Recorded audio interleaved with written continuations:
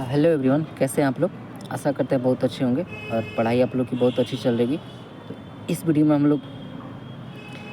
लोग प्राचीन इतिहास से संबंधित लूसेंट का जो नया एडिशन वाला जो बुक आया है 2024 वाला उसे देखेंगे। और ये कंप्लीट प्राचीन इतिहास का वीडियो होगा। वीडियो 4 या 5 घंटे का हो सकता है। और आशा करते हैं कि अगर आप ये अच्छे से कर जाएंगे, मतलब एक बार जैसे अगर आपने पढ़ा हुआ है, इसको लिख के अगर आपने एक बार रिवीजन किया हुआ और इस वीडियो को आपने हालांकि आपने पुराने एडिशन से लिखे होंगे या नोट्स बनाए होंगे और रिवीजन किए होंगे, लेकिन इसमें थोड़ा सा कुछ एक्स्ट्रा दिया है, अपडेट किया है। तो इसको आप अगर एक बार मतलब सिंपल देख लेते हैं 4-5 घंटे का वीडियो, उसके बाद 2x पे भी करके, अब तो कितने फ़ोन में 3x भी आ रहा है, तो उस पर भी करके आप देखेंगे तो आप लोगों के लिए काफ़ी हेल्पफुल रहेगा।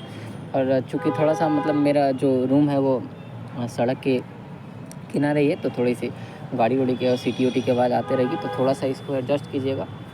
मतलब अब तो ऐसा नहीं कर सकते हैं कि गाड़ी रुकवा सकते हैं, लेकिन फिर भी थोड़ा सा अगर आप लोग एडजस्ट करने की कोशिश कीजिएगा। वीडियो को अगर जब भी आप लोग देखें तो मतलब फुल वॉल्यूम पे 100% पे ना देखें, 50 या 60 के आसपास देखेंगे, तो मतलब उसका आवाज़ जो सीटी ओटी का होगा वो थोड़ा सा कम आएगा।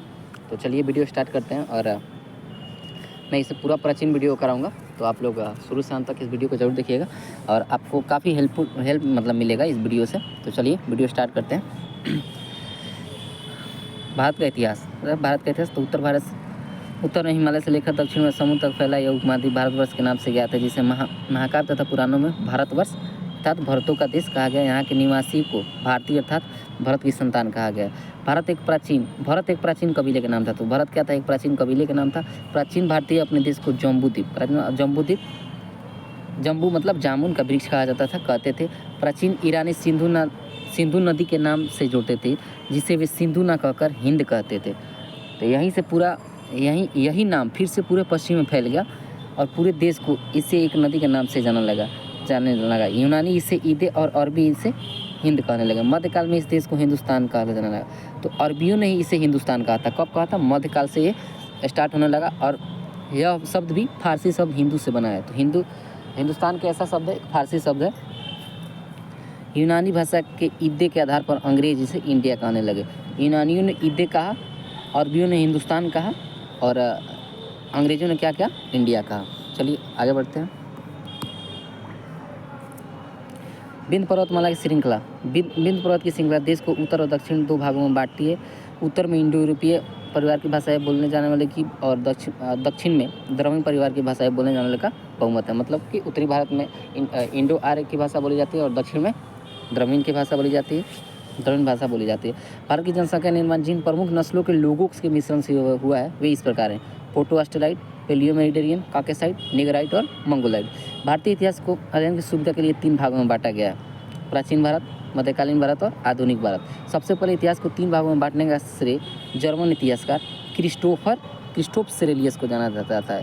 तो इतिहास को 3 भागों में बांटने का कार्य किसने किया? क्रिस्टोफ सेरेलियस ने। उत्तर, मध्य, नॉर्थ, मिडिल और साउथ। तो उत्तर में कौन सी शैली है?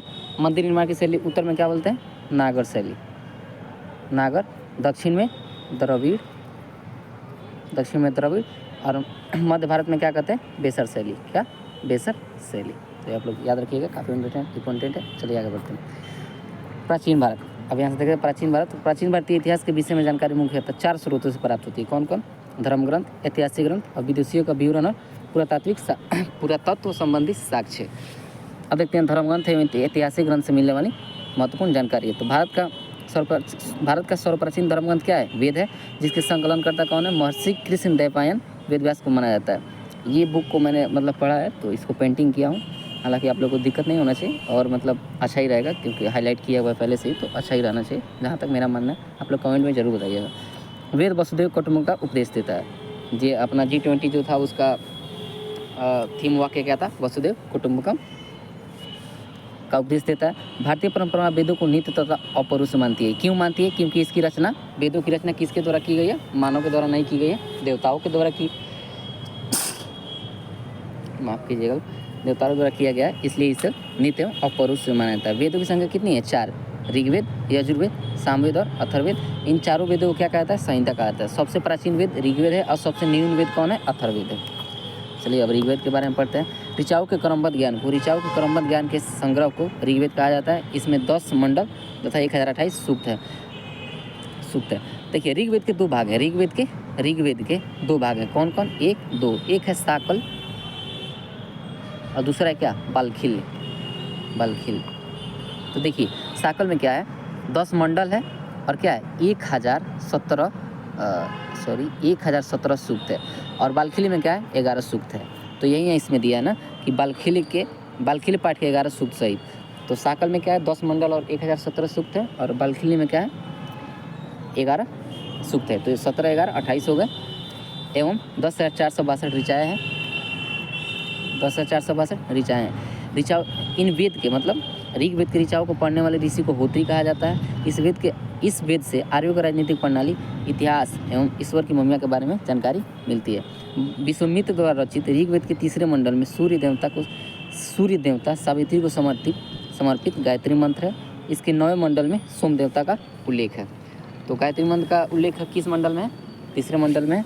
4थे मंडल में क्या है? कृषि का उल्लेख है। किसका उल्लेख है? कृषि का। 4थे मंडल में 8वें मंडल का हस्तलिखित ऋचा को क्या कहता है? खील। 9वें मंडल में सोम और 10वें मंडल में क्या है? चतुष्वर्ण समाज का व्याख्या है। चलिए आगे बढ़ते हैं हम। ऋग्वेद का सबसे बड़ा मंडल 10वां मंडल है। इसमें नदी स्तुति सूक्ति मतलब नदी को प्रशंसा, पुरुष सूक्त, वैदिक समाजशास्त्र, नासदीय सूक्त, ब्रह्मांड के सृजन से संबंधित विभिन्न अनुमान, सूर्य सूक्त, विवाह श्लोक इत्यादि सम्मिलित है।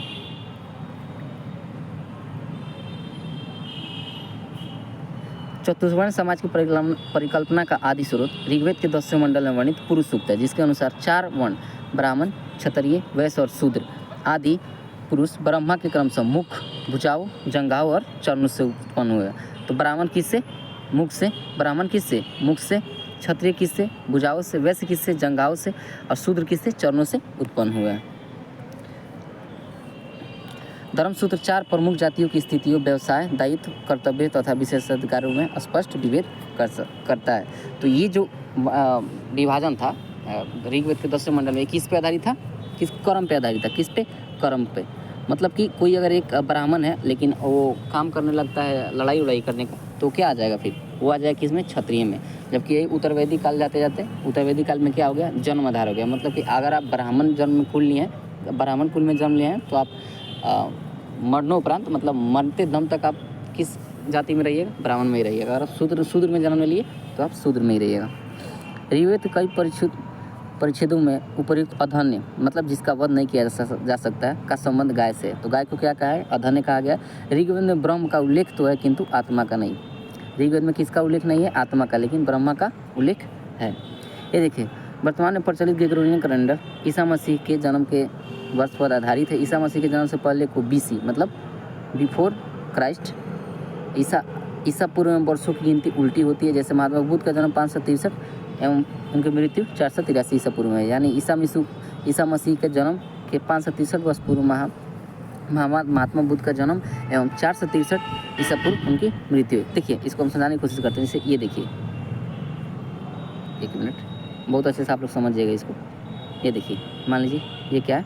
0 है। ये 0 है और ये क्या है? ईसा मसीह का जन्म है। ईसा मसीह का जन्म है। तो यहाँ से जैसे हम लोग जाएंगे तो ऐसे क्या बोला? 1 2 3 4 और ये क्या होगा? -1 -2 -3 -4। मतलब कि इससे जितना हम लोग पीछे जाएंगे और इससे जितना आगे जाएंगे और ये दोनों का अगर डिफरेंस निकालना हो तो हम लोग क्या करेंगे? ऐड करना पड़ेगा। मतलब कि अगर इससे ईसा पूर्व मतलब 10 आप मान लीजिए 100 AD और इस 100 BC मानिए, 100 BC और इधर AD 100 AD। तो इसके बीच का डिफरेंस कितना हो जाएगा? तो मतलब अगर पूछा जाए कि उस समय से लेकर के 100 BC से लेकर और अभी तक का जो 100 वर्ष है इसके बीच का डिफरेंस कितना हो जाएगा? तो सबसे पहले तो हमको यहाँ आना पड़ेगा, तो 100 साल तो यही लग जाएगा। फिर यहाँ से हमको 100 साल जाना पड़ेगा। तो 100 कितने वर्ष? 200 वर्ष हो गए। 200 वर्ष हो गए। तो ऐसे ही जोड़ा जाता है। मतलब जब भी पूछे हम लोग को इसका योग पूछे मतलब कि टाइम कितना पीरियड हो गया, तो ये दोनों को जोड़ दिया जाता है। चलिए आगे बढ़ते हैं। यही इसमें लिखा है और ज़्यादा कुछ है नहीं। विसेंट आर्थर स्मिथ ने प्राचीन भारतीय का पहला सुव्यवस्थित इतिहास अर्ली हिस्ट्री ऑफ इंडिया 1904 में तैयार किया। तो विसेंट आर्थर स्मिथ ने अर्ली हिस्ट्री ऑफ इंडिया लिखा। इस पुस्तक में 1/3 भाग में केवल सिकंदर के आक्रमण का वर्णन है।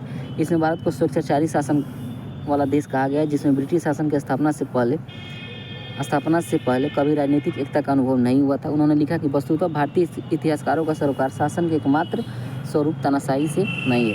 ये देखिए, बावनातार के तीनों पर्वों का प्राचीनतम स्रोत क्या है? ऋग्वेद है। तो बावनातार के तीनों पर्वों का प्राचीनतम स्रोत क्या है? ऋग्वेद है। कौन है? ऋग्वेद है। देखिए, वामन अवतार का मतलब समझते हैं कि ये क्या है। वामन अवतार भगवान वामन श्रीहरि के पहले ऐसे अवतार थे। वामन अवतार भगवान वामन श्रीहरि के पहले ऐसे अवतार थे जो मानव रूप में प्रकट हुए थे। उनके पिता वामन ऋषि एवं माता अदिति थी। वे बौने ब्राह्मण के रूप में जन्मे थे। भागवत पुराण के अनुसार वामन अवतार का उद्देश्य भगवान विष्णु द्वारा इंद्र को पुनः स्वर्गलोक पर अधिकार दिलाना था। वामन भगवान को दक्षिण भारत में उपेंद्र के नाम से जाना जाता है। तो दक्षिण भारत में वामन को क्या कहा जाता है? उपेंद्र कहा जाता है। क्या कहा जाता है? उपेंद्र कहा जाता है। ऋग्वेद में इंद्र के लिए 250, अग्नि के लिए 200 और वरुण के लिए 80 और रुद्र के लिए 4। इंद्र के लिए 250, अग्नि के लिए 200, वरुण के लिए 80 और रुद्र के लिए 4 ऋचाओं का वर्णन है। प्राचीन इतिहास का साधक रूप प्राचीन इतिहास के साधन के रूप में वैदिक साहित्य में ऋग्वेद के बाद शतपथ ब्राह्मण का स्थान है। तो ऋग्वेद के बाद किसका स्थान आता है? शतपथ ब्राह्मण का। किसका? शतपथ ब्राह्मण का। अब चलिए आते हैं यजुर्वेद। स्वर पाठ के लिए मंत्रों तथा बलि के समय अनुपालन के लिए नियमों का संकलन यजुर्वेद कहलाता है। इसका पाठकर्ता क्या करते हैं? अध्वर्यु। यजुर्वेद में यज्ञों के नियम एवं विधि विधानों का संकलन मिलता है। इसमें बलिदान विधि का भी वर्णन है। यह एक ऐसा वेद है जो गद एवं पद दोनों में है। तो ये किस में है? यजुर्वेद किस में है? गद एवं पद दोनों में है। यजुर्वेद के भी 2 भाग हैं। कौन कौन? कृष्ण यजुर्वेद के भी 2 पार्ट हैं। इसके भी क्या है? 2 पार्ट हैं। कौन कौन? कृष्ण यजुर्वेद। एक है कृष्ण यजुर्वेद और एक है शुक्ल यजुर्वेद। कौन है? शुक्ल यजुर्वेद। चलिए आगे बढ़ते हैं। अब आते हैं सामवेद में। साम का अर्थ होता है गान। इस वेद में मुख्यतः यज्ञों के अवसर पर गाए जाने वाले ऋचाओं का संकलन है। इसके पाठकर्ता उद्राती कहते हैं। इसका संकलन ऋग्वेद पर आधारित है। इसमें 1810 सूक्त हैं जो प्राय इंद्र के लिए है। इसे भारतीय संगीत का जनक कहा जाता है। यजुर्वेद तथा सामवेद में किसी विशिष्ट ऐतिहासिक घटना का वर्णन नहीं मिलता है। देखिए सामवेद क्या है, जैसे कि ऋग्वेद में जो भी ऋचाएँ थी उनको मतलब याद करना थोड़ा सा कठिन होता था। तो क्या होता ना कि उसको जैसे कि हम लोग को बचपन में सिखाया गया था कि अगर कोई भी चीज़ याद नहीं हो रही तो उसको थोड़ा सा मतलब ऐसे कविता के रूप में या गाना के रूप में अगर सेट कर लोगे तो ज़्यादा याद हो जाएगा।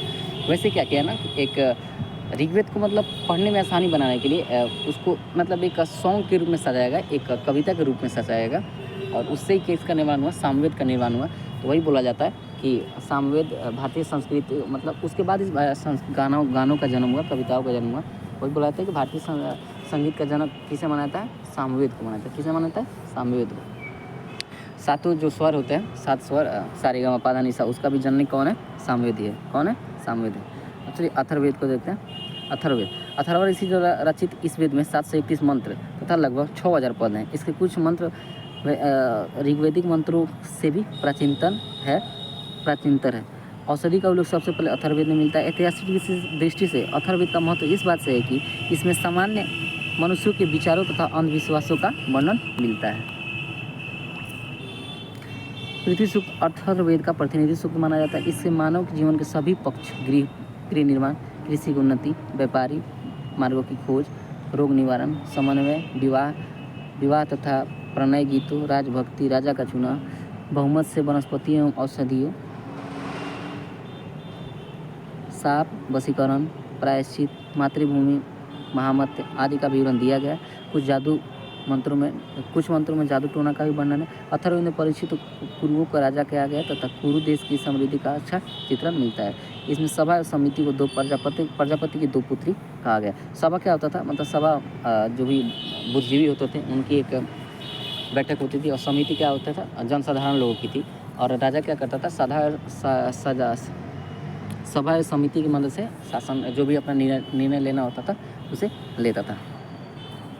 वेदों की भी कई शाखाएं हैं जो वैदिक और अध्ययन और व्याख्या से जुड़े विभिन्न दृष्टिकोणों का प्रतिनिधित्व करती है। साकल शाखा ऋग्वेद से जुड़ी एकमात्र जीवित शाखा है। यजुर्वेद को शुक्ल यजुर्वेद तथा कृष्ण यजुर्वेद, देखिए अभी ऊपर में बताया बांटा गया। मध्यान्ह और कांडव शुक्ल यजुर्वेद अथवा वाजपेयी संहिता की शाखाएं हैं। कृष्ण यजुर्वेद से जुड़ी शाखाएं काठक, काष्ठिल, मैत्रेयी और तैत्तिरीय है।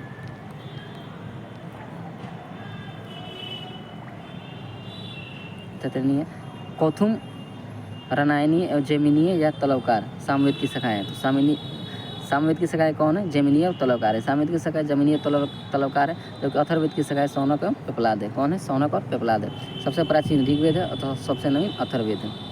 अब आइए ब्राह्मण, अरण्यक, उपनिषद। संहिता के पश्चात ब्राह्मणों, अरण्यकों तथा उपनिषदों का स्थान है। इनसे उत्तरवैदिक कालीन समाज एवं संस्कृति के विषय में जानकारी प्राप्त होती है। ब्राह्मण ग्रंथ वैदिक संहिताओं की व्याख्या करने के लिए गद्य में लिखे गए हैं। प्रत्येक संहिता के लिए अलग अलग ब्राह्मण ग्रंथ हैं जिन्हें सारणी में दिया गया है। इन ब्राह्मण ग्रंथों में हमें परीक्षित के बाद बिंबिसार के पूर्व की घटनाओं का ज्ञान होता है। ऐतरेय में राज्याभिषेक के नियम एवं कुछ प्राचीन राजाओं के नाम दिए गए हैं। सतपथ में गंधार, शल्य, कैकेय, कुरु, पंचाल, कौशल, विदेह आदि राजाओं का वर्णन है। तो राजाओं का वर्णन किसे मिलता है? सतपथ ब्राह्मण। राजाओं का वर्णन किसे मिलता है? सतपथ ब्राह्मण। ऐसे आप लोग याद रख सकते हैं। वैदिक साहित्य में ऋग्वेद के बाद सतपथ ब्राह्मण का स्थान आता है। अरण्यकों में योग से जुड़े कर्मकांडों की दार्शनिक और प्रतीकात्मक अभिव्यक्ति है। उपनिषद की संख्या कितनी है? 108। उपनिषद की संख्या 8 है, जिसमें 13 ही मूलभूत उपनिषदों की श्रेणी में रखा गया। इसमें योग से जुड़े दार्शनिक विचार, शरीर, ब्रह्मांड, आत्मा तथा ब्रह्म की चर्चा की गई है।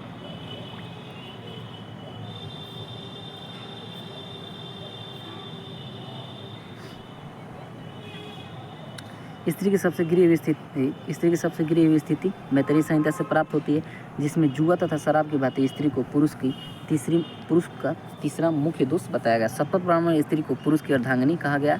जाबालोपनिषद में चारों आश्रम का उल्लेख मिलता है। सतपथ ब्राह्मण में स्त्री को पुरुष का अर्धांगिनी कहा गया तथा जाबालोपनिषद में चारों आश्रम का उल्लेख मिलता है। स्मृति ग्रंथ में सबसे प्राचीन है पौराणिक मनुस्मृति मानी जाती है, जो शुंग वंश से संबंधित है। नारद स्मृति गुप्त वंश के बारे में जानकारी प्रदान करती है। और वेदांग सूत्र। वेदों को भली समझने के लिए 6 वेदांगों की रचना की हुई है। कौन? शिक्षा, कल्प, निरुक्ति, व्याकरण, छंद एवं ज्योतिष। वैदिक साहित्य को अक्षुण्ण बनाए रखने के लिए सूत्र साहित्य पढ़ने किया गया। स्रोत गृह तथा धर्मशास्त्रों के अध्ययन हमें यज्ञ विधि विधानों, कर्म कांडों तथा राजनीति विधि विधान व्यवहार से संबंधित महत्वपूर्ण बातें करते हैं। प्रमुख सूत्रकारों में गौतम बध्यायन, आपस्तम्भ, वशिष्ठ आदि नाम विशिष्ट रूप से उल्लेखनीय है। सूत्रों में गौतम धर्मसूत्र सबसे प्राचीन, ये इम्पोर्टेंट है। गौतम सूत्र सबसे प्राचीन धर्मसूत्र कौन है? गौतम धर्मसूत्र है। सबसे प्राचीन धर्मसूत्र कौन है? गौतम धर्मसूत्र है। चलिए आगे बढ़ते हैं, पुराण देखते हैं। पुराण अब देखते हैं पुराण। भारतीय ऐतिहासिक कथाओं का सबसे अच्छा क्रमबद्ध विवरण पुराणों से मिलता है। इसके रचयिता लोमहर्ष अथवा इनके पुत्र उग्रशर्मा माने जाते हैं। इसकी संख्या कितनी है? 18। पुराणों की संख्या 18, जिनमें से केवल 5 ही राजाओं की वंशावली में पाई जाती है। कौन कौन? मत्स्य, वायु, विष्णु, ब्राह्मण, भागवत। पुराणों में सबसे प्राचीन कौन है? मत्स्य पुराण है। अब देखिए कुछ पुराण है और संबंधित वंश है। तो विष्णु पुराण मौर्य वंश है, मत्स्य पुराण अंशतवंश है, वायु पुराण गुप्त वंश से संबंधित है। ये क्वेश्चन इंपॉर्टेंट है, पूछता है। अधिकतर पुराण सरल संस्कृत श्लोक में लिखा गया।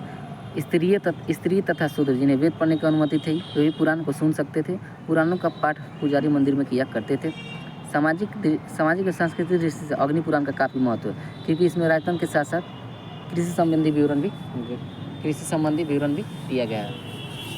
चलिए आगे बढ़ते हैं। अब बौद्ध जैन और साहित्य को देखते हैं।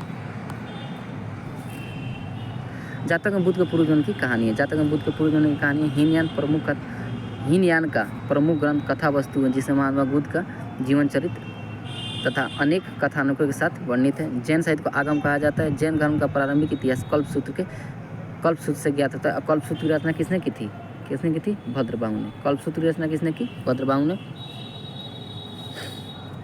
जैन ग्रंथ भगवती सूत्र में महावीर के जीवन कृत्य या जीवन चरित्र तथा अन्य समकालीन वाक्यों के साथ उनके संबंधों का विवरण मिलता है। तो देखिए, बौद्ध ग्रंथ अंगुत्तर निकाय तथा जैन ग्रंथ बौद्ध ग्रंथ अंगुत्तर निकाय तथा जैन ग्रंथ भगवती सूत्र से किसका जानकारी मिलता है? जो भी 16 जनपद थे, 16 महाजनपद थे भारत में, उनका उल्लेख किससे मिलता है?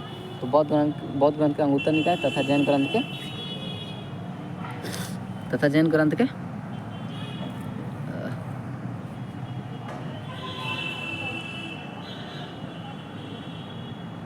भगवती सूत्र से प्राप्त होता है। चलिए आगे बढ़ते हैं। अर्थशास्त्र के लेकर चाणक्य कौटिल्य विष्णुगुप्त हैं। इसे 15 अधिकरण तथा 180 प्रकरण में विभाजित किया गया है। इससे मौर्य काल के इतिहास की जानकारी प्राप्त होती है। इसका अनुवादक कौन है? श्याम शास्त्री। संस्कृत साहित्य में ऐतिहासिक घटनाओं का क्रमबद्ध लिखने का सर्वप्रथम प्रयास कलहन के द्वारा किया गया। कलहन द्वारा रचित पुस्तक राजतरंगिणी, जिसका अर्थ है राजाओं की नदी है। इस ग्रंथ में 8 तरंग है। इसमें 8 श्लोक है, जिसे तरंगों की संख्या दी गई है। तरंगों की संख्या दी गई है। इससे प्रारंभ से लेकर 12वीं शताब्दी, मतलब 1 से लेकर के 12वीं शताब्दी तक के कश्मीर के शासकों का वर्णन है। अरबों का सिंध विजय का वृत्तांत चचनामा में सुरक्षित है। चचनामा का लेखक कौन है? अली अहमद। अष्टाध्यायी संस्कृत व्याकरण की प्रथम पुस्तक है। लेखक पाणिनि है। इससे मौर्य काल के इतिहास तथा मध्ययुगीन राजनीतिक अवस्था की जानकारी प्राप्त होती है। सर्वप्रथम लिपि का प्रयोग किसमें हुआ है? अष्टाध्यायी में। अष्टाध्यायी में। अब कात्यायन की गार्गी संहिता एक ज्योतिष ग्रंथ है। फिर भी इसमें भारत पर होने वाले यमन आक्रमण का उल्लेख मिलता है। तो भारत पर होने वाले यमन आक्रमण का उल्लेख किसमें मिलता है? कात्यायन का गार्गी संहिता में। कात्यायन के गार्गी संहिता में पतंजलि पुष्यमित्र शुंग के पुरोहित थे तथा इनके महावंश से शुंग वंश के इतिहास का पता चलता है। शुंग वंश के इतिहास का पता किसे चलता है? पतंजलि के महाभाष्य से। अब देखते हैं विदेशी तौर से मिलने वाली प्रमुख जानकारी। तो सबसे पहले देखते हैं यूनानी या रोमन लेखक। तो सबसे पहले टेसियस एक ईरानी लेखक था या ईरान का राजवैद था। भारत के संबंध में इसका विवरण आश्चर्यजनक कहानियों से परिपूर्ण होने के कारण अविश्वसनीय है। अब देखते हैं हेरोडोटस। इसी इतिहास का पिता कहा जाता है। इसने अपनी पुस्तक हिस्टोरिका में 5वीं शताब्दी ईसा पूर्व के भारत फारस के संबंध का वर्णन किया है, परंतु इसका विवरण भी अनुश्रुतियों एवं अफवाहों पर आधारित है। अब देखिए, सिकंदर के साथ आने वाले लेखकों में निरियाकस, अनेसिक्रस्टस तथा आसिस्टोबुलस के विवरण अत्यधिक प्रामाणिक एवं विश्वसनीय है। मेगास्थनीज यह भी यूनानी लेखक था। यह सेल्यूकट निकेटर का राजदूत था जो चंद्रगुप्त मौर्य के दरबार में आया था। इसने अपनी पुस्तक इंडिका में मौर्ययुगीन समाज एवं संस्कृति के विषय में लिखा है। डाइमेकस ये सीरियन नेरेस एंटियोकस का राजदूत था जो बिंदुसार के दरबार में आया था। इसका विवरण भी मौर्य युग से संबंधित है। डायनोसियस या मिस्र नरेस टॉलमी फिलाडेल्फस का राजदूत था जो अशोक के राज दरबार में आया था। तो डायनोसियस अशोक के दरबार में और डाइमेकस बिंदुसार के दरबार में आया था। टॉलमी इसने 2वीं शताब्दी में भारत का भूगोल लिखा। अब प्लिनी ने प्रथम शताब्दी में नेचुरल हिस्ट्री लिखी। इसमें भारतीय पशुओं, पेड़ों, खनिज पदार्थों आदि के बारे में विवरण मिलता है। अब देखिए पेरिप्लस ऑफ द इरेथियन सी। तो पेरिप्लस ऑफ द इरेथियन सी, इस पुस्तक के लेख के बारे में कोई जानकारी नहीं है। यह लगभग 80 ईसा पूर्व में हिंद महासागर की यात्रा पर आया था तथा उस समय के भारत के बंदरगाहों तथा व्यापारिक पशुओं के बारे में जानकारी दी है। और चीनी लेखक में सबसे पहले फाहियान आया था। यह चीनी यात्री गुप्त नरेश चंद्रगुप्त द्वितीय के दरबार में आया था। इसने अपने विवरण में मध्य प्रदेश के समाज एवं संस्कृति के बारे में वर्णन किया। इसने मध्य प्रदेश की जनता को सुखी एवं समृद्ध बताया। इसने 14 वर्ष तक भारत में रहा। सुंगयुंग 518 में भारत आया तथा इसने अपने 3 वर्षों की यात्रा में बौद्ध धर्म की प्राप्तियाँ एकत्रित। अब आते हैं हेनसांग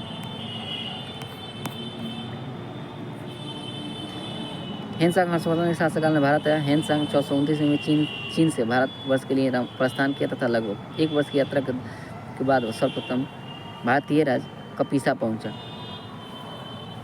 भारत में 15 वर्षों को ठहरकर 645 ईस्वी में चीन लौट गया और बिहार में नालंदा जिला स्थित नालंदा विश्वविद्यालय में अध्ययन करने तथा भारत से बौद्ध ग्रंथों को एकत्र कर ले जाने आया था। इसका भ्रमण वृत्तांत सी युकी के नाम से प्रसिद्ध है, जिसमें 138 देशों का विवरण मिलता है। इसने हर्षकालीन समाज, धर्म राजनीति के बारे में वर्णन किया। इसके अनुसार सिंध का राजा सुदशा हेनसांग ने बुद्ध की प्रतिमा के साथ साथ सूर्य और शिव की प्रतिमाओं का भी पूजन किया था। हेनसांग के अध्ययन के समय नालंदा विश्वविद्यालय के कुलपति कौन थे? शिलभद्र थे। यह विश्वविद्यालय बौद्ध धर्म के दर्शन के लिए प्रसिद्ध था। आते हैं अगला चीनी यात्री इति सिंह। इति सिंह लगभग 672 7वीं शताब्दी, तो सही है, लिख सकते हैं 672 में या 7वीं शताब्दी का अंत में भारत आया। इसने अपने विवरण में नालंदा विश्वविद्यालय, विक्रमशिला विश्वविद्यालय तथा अपने समय के भारत का वर्णन किया। ले आगे देखते हैं। अरबी लेखक, अरबी लेखक में कौन है? तो अरबी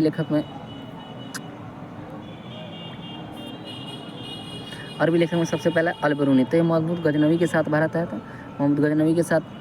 आया था। अल-बिरूनी ख्वारिज़म या अभी वर्तमान में तुर्कमेनिस्तान का कहा जाता है, वहाँ का रहने वाला था।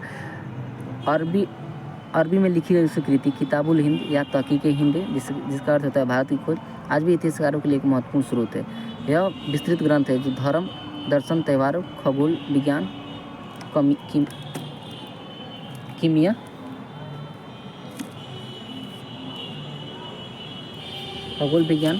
कीमिया, रीति रिवाज तथा प्रथाओं, सामाजिक जीवन, भार तौल तथा मापन विधियों, मूर्तिकला, कानून, मापतंत्र, विज्ञान आदि विषयों के आधार पर 80 अध्याय में विभाजित है।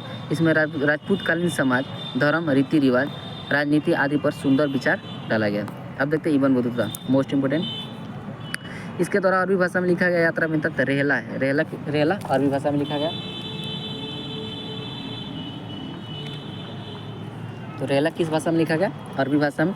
ये 14वीं शताब्दी में, लगभग 1333 14वीं शताब्दी में भारतीय उपमहाद्वीप के सामाजिक या सांस्कृतिक जीवन के विषय में बहुत ही प्रचुर तथा सबसे रोचक जानकारियाँ देता है।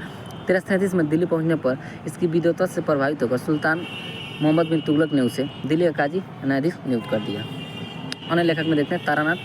तो तारानाथ ने ये तिब्बती लेखक था जिसने कौंगीर और तंगवीर नामक ग्रंथ की रचना की। इसने भारतीय इतिहास के बारे में जानकारी मिलती है। मार्को पोलो 13वीं शताब्दी में, लगभग 1282 में 81-82 13वीं शताब्दी का अंत में पांड्य देश की यात्रा पर आया था। इसका भी उन्होंने पांड्य इतिहास के अध्ययन के लिए उपयोगी। मार्को पोलो कहाँ का था? वेनिसिया, इटली का था। मार्को पोलो कहाँ था? वेनिसिया, इटली का था, जो पांड्य देश की यात्रा पर कब आया था? 1582 या 13वीं शताब्दी में आया था। चलिए अब देखते हैं पुरातात्विक संबंधी साक्ष्यों से मिलने वाली जानकारी। भारतीय पुरातात्विक का पितामह सर एलेक्जेंडर कनियमो को कहा जाता है। Alexander Rea, A.H. Longhurst, Robert Sewell, James Burgess, Walter Elliot, ये सभी भारत के पुरातात्विक स्थलों के उत्खनन से संबंधित हैं। इन लोगों ने भट्टीपोलू, घंटासला, अमरावती आदि स्थलों की खुदाई की। 1400 ईसा पूर्व के अभिलेख बैगाज कोई, जिसे एशिया माइनर में स्थित है, से वैदिक देवता मित्र, वरुण, इंद्र और नासत्य, जिसे अश्विनी कुमार कहा जाता है, के नाम मिलते हैं। मध्य भारत में भागवत धर्म या वैष्णव संप्रदाय विकसित होने का प्रथम प्रमाण यवन राजदूत हेलियोडोरस के विष्णुनगर या गरुड़ स्तंभ लेख से प्राप्त होता है। सर्वप्रथम भारतवर्ष का जिक्र हाथी गुफा अभिलेख, और क्या है? तिथि रहित है। हाथी गुफा तिथि रहित अभिलेख है। हाथी गुफा अभिलेख मिलता है। सर्वप्रथम दुर्भिक्ष होने की जानकारी देने वाला अभिलेख सौगौरा अभिलेख है। इसमें अभिलेख के समय संकट काल में उपयोग हेतु खाद्यान्न सुरक्षित रखने का उल्लेख है। सर्वप्रथम भारत पर होने वाले हुन के आक्रमण की जानकारी देना। भीतरी स्तंभ किससे संबंधित है? भीतरी स्तंभ किससे संबंधित है? स्कंद गुप्त से। किससे? स्कंद गुप्त से। सती प्रथा का पहला लिखित साक्ष्य एरन अभिलेख से मिलता है। उस समय शासक कौन था? भानुगुप्त। तो भानुगुप्त के एरन अभिलेख से क्या मिलता है? सती प्रथा होने का प्रमाण मिलता है। ऐसे पहली बार कोई कोपराज नाम का एक सैनिक था, उसकी पत्नी सती हुई थी, तो उसका वर्णन मिलता है। मैंने पति बोल दिया था, सॉरी। सातवाहन राजाओं का पूरा इतिहास उनके अभिलेखों के आधार पर लिखा गया। तो सातवाहनों का पूरा इतिहास इसके आधार पर लिखा गया, उनके अभिलेखों के आधार पर लिखा गया। रेशम मुड़कर की जानकारी देने वाला मालवा के शासक यशोवर्मन के मंदसौर अभिलेख से मिलता है। कश्मीरी नौपाषाणिक पूरा स्थल बुर्ज होम से गर्तावास, मतलब गड्ढा घर का साक्ष्य मिला है। इसमें उतरने के लिए सीढ़ियाँ होती थी। यहाँ मनुष्य के साथ साथ पालतू कुत्तों को दफनाने की प्रथा प्रचलित थी। प्राचीनतम सिक्कों को आहत के कहा जाता था। इसी को साहित्य में क्या कहा गया? कसारपन कहा गया है। क्या कहा गया? कसारपन। चलिए आगे बढ़ते हैं। अब देखते हैं सर्वप्रथम सिक्कों पर लेख लिखने का कार्य किसने किया? ये देखिए, बहुत इंपॉर्टेंट। सर्वप्रथम सिक्कों पर लेख लिखने का कार्य किसने किया? यवन शासकों ने। किसने? यवन शासकों ने। और सबसे सबसे सबसे शुद्ध सोने के सिक्के किसने चलाए? गुप्तों ने। सर्वाधिक सोने के सिक्के किसने चलाए? कुषाणों ने। कुषाणों में कौन? भीम कटफिशेस। कौन? भीम कटफिशेस। कुषाणों का संस्थापक कौन था? कुजुल कटफिशेस। चलिए आगे बढ़ते हैं। ये देखिए कुछ अभिलेख है, देख लेते हैं। हाथीकुपा अभिलेख किससे? कलिंग नरेश खारवेल से, जूनागढ़। रुद्ररामन से। नासिक अभिलेख गौतम बलसरी, प्रयाग स्तंभ समुद्रगुप्त, एगोल स्तंभ पुलकेशिन। इसका लेखक कौन है? रवि कीर्ति। एगोल स्तंभ का लेखक कौन है? रवि कीर्ति। मंदसौर मालवा नरेश अशोक वर्मन, ग्वालियर। पटिया नरेश भोज, भीतरी या जूनागढ़ स्कंद गुप्त से। और देवपाड़ा अभिलेख बंगाल का शासक विजय सेन से। और लिख लीजिए मधुवन तथा बांसखेड़ा अभिलेख। मधुबन तथा बांसखेड़ा अभिलेख किससे है? हर्षवर्धन से। किससे? हर्षवर्धन से। किससे? हर्षवर्धन से। अगले फिर दिल्ली का मेहरौली लौह स्तंभ किससे संबंधित है? समुद्रगुप्त द्वितीय से। चलिए आगे बढ़ते हैं। समुद्रगुप्त के बिना अभिलेखों का अध्ययन क्या कहलाता है? एपिग्राफी। अभिलेखों का अध्ययन एपिग्राफी। अभिलेखों का अध्ययन एपिग्राफी कहलाता है। समुद्रगुप्त की बीणा बजाती हुई मुद्रा वाले सिक्कों से उसके संगीत प्रेमी होने का प्रमाण मिलता है। अरिकमेडु जो पुडुचेरी के निकट है से रोमन सिक्के प्राप्त हुए हैं। सबसे पहले भारत के संबंध बर्मा, वैसे वर्तमान में स्वर्ण भूमि कहा जाता है, या म्यांमार पहले कहा जाता है स्वर्ण भूमि, वर्तमान में म्यांमार, मलाया, कंबोडिया तथा जावा से हुए। सबसे पहले भारत के संबंध कहाँ से स्थापित हुए? बर्मा, मलाया, कंबोडिया, जावा। बारामूला, कंबोडिया, जावा, ऐसे लगा। बारामूला, कंबोडिया, जावा, बारामूला, कंबोडिया, जावा। तो आप लोग जितना फास्ट बोलिए उतना जल्दी याद होगा। उत्तर भारत में मंदिर के निर्माण के लिए नागर शैली, दक्षिण में द्रविड़ शैली तथा मध्य में बेसर शैली, वही लिखा है। पंचायत शैली मंदिर निर्माण की एक शैली से संबंधित है। जब एक हिंदू मंदिर तो पंचायत शैली का कहलाता है। जब मुख्य मंदिर 4 सहायक मंदिरों से घिरा होता है। पंचायत मंदिर के उदाहरण कौन है? कंदरिया महादेव खजुराहो, ब्रह्मेश्वर मंदिर भुवनेश्वर, लक्ष्मण मंदिर खजुराहो, लिंगराज मंदिर भुवनेश्वर, दशवतार मंदिर देवगढ़ यूपी और गुंडेश्वर मंदिर महाराष्ट्र। अब चलिए प्रागैतिहासिक काल को देखते हैं। इतिहास का विभाजन प्रागैतिहासिक काल या प्रागैतिहासिक, प्री हिस्टोरिक या आदि ऐतिहासिक या प्रोटो हिस्टोरिक या ऐतिहासिक हिस्ट्री 3 भागों में किया गया। जिस काल में मनुष्य ने घटनाओं का कोई लिखित विवरण उद्धृत नहीं किया उसे प्रागैतिहासिक काल कहा जाता है। मतलब कि कोई लिखित प्रमाण ही नहीं है तो उसको क्या बोलेंगे? प्रागैतिहासिक। आदि ऐतिहासिक काल उस काल को कहते हैं जिस काल में लेखन कला के प्रचलन के बाद उपलब्ध लेख पढ़े नहीं जा सके। मानव विकास के उस समय को इतिहास कहा जाता है जिसका विवरण लिखित रूप में उपलब्ध है। देखिए समझाने की कोशिश। प्रागैतिहासिक काल जिसमें कोई लिखित नहीं है। आदि ऐतिहासिक काल जिसमें लिखा तो गया है लेकिन पढ़ा नहीं गया। और ऐतिहासिक काल जिसमें लिखा भी गया और पढ़ा भी गया। वही बात इसमें बोल रहा है। ये देखिए कुछ संस्कृति और बर्तन देखते हैं। तो मालवा संस्कृति में काला या लाल का बुरझोम में भूसर का, जोखे में लाल बर्तन प्रयोग होता था। दक्षिण नौपाषाण में चमकीला दूसर का और पूर्वी नौपाषाण में भूरा लाल का प्रयोग होता था। ज्ञानी मानव होमोसेपियंस का प्रवेश धरती पर अब से लगभग 30 या 40 हज़ार वर्ष पूर्व हुआ। पूर्व पाषाण युग का या पूरा पाषाण युग मानव की जीविका का मुख्य आधार क्या था? शिकार था। शिकार पूरा पाषाण युग में आदि मानव के मनोरंजन के भी साधन थे। आग का आविष्कार कब हुआ? पूरा पाषाण काल में। पहिए का नाम पहिया किस में हुआ? नवपाषाण काल में। आग का आविष्कार पूरा पाषाण काल में। और कब हुआ? आग का आविष्कार पूरा पाषाण काल में और पहिए का आविष्कार नवपाषाण काल में। और यहाँ पे क्वेश्चन आप लोग याद रखिएगा। कृषि की भी शुरुआत या स्थिर होकर कृषि करना या स्थिर जीवन व्यतीत करने का आदिवासियों ने कब शुरू किया? नवपाषाण काल में। कब? नवपाषाण काल में। पहिए का नवपाषाण काल में। आग का आविष्कार पूरा पाषाण काल में। सर्वप्रथम मनुष्य ने तांबे धातु का प्रयोग किया तथा उसके द्वारा बनाया जाने वाला औजार कुल्हाड़ी था जिसकी खोज कहाँ से हुई है? अतिरमपक्कम। अतिरमपक्कम कहाँ है? तमिलनाडु में। अतिरमपक्कम कहाँ है? तमिलनाडु में। ये देखते हैं। कृषि का आविष्कार नवपाषाण काल में। देखिए कृषि का आविष्कार नवपाषाण काल में हुआ। प्रागैतिहासिक अनुत्पादक स्थल मेहरगढ़ पश्चिमी बलूचिस्तान में अवस्थित है। कृषि के लिए अपनाई गई सबसे प्राचीनतम फसल गेहूँ पहली फसल है तथा जौ थी, लेकिन मानव द्वारा सर्वप्रथम प्रयुक्त अनाज चावल था। कृषि का प्रथम उदाहरण मेहरगढ़ से प्राप्त हुआ है। कोल्डिवा से चावल का साक्ष्य प्राप्त हुआ है। भारत में पूर्व प्रस्तर युग के अधिकांश औजार एस्टिफिक या पत्थर से बने थे। रॉबर्ट ब्रूसफुट पहले व्यक्ति थे जिन्होंने 1863 में भारत में पूरा पाषाणिक औजारों की खोज की। पलवारम नामक स्थान पर भारतीय प्रथम भारतीय पुरापाषाणिक कलाकृति की खोज हुई थी। भारत में मध्य पाषाण काल के विषयों की जानकारी सर्वप्रथम 1867 में हुई। सीएल कार्लाइल ने विंध्यन क्षेत्र में लघु पाषाणोकर खोज निकाले। भारत में मानव अस्थिपंजर मध्य पाषाण काल से ही सर्वप्रथम प्राप्त होने लगता है।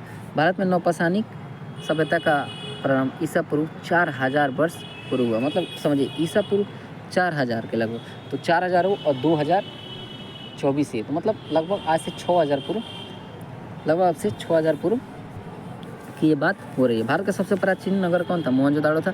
मोहनजोदाड़ो था जिसे सिंधी का भाषा का अर्थ है एक मोहनजोदाड़ो क्या है? सिंधी भाषा का अर्थ है जिसका अर्थ है मृतकों का टीला।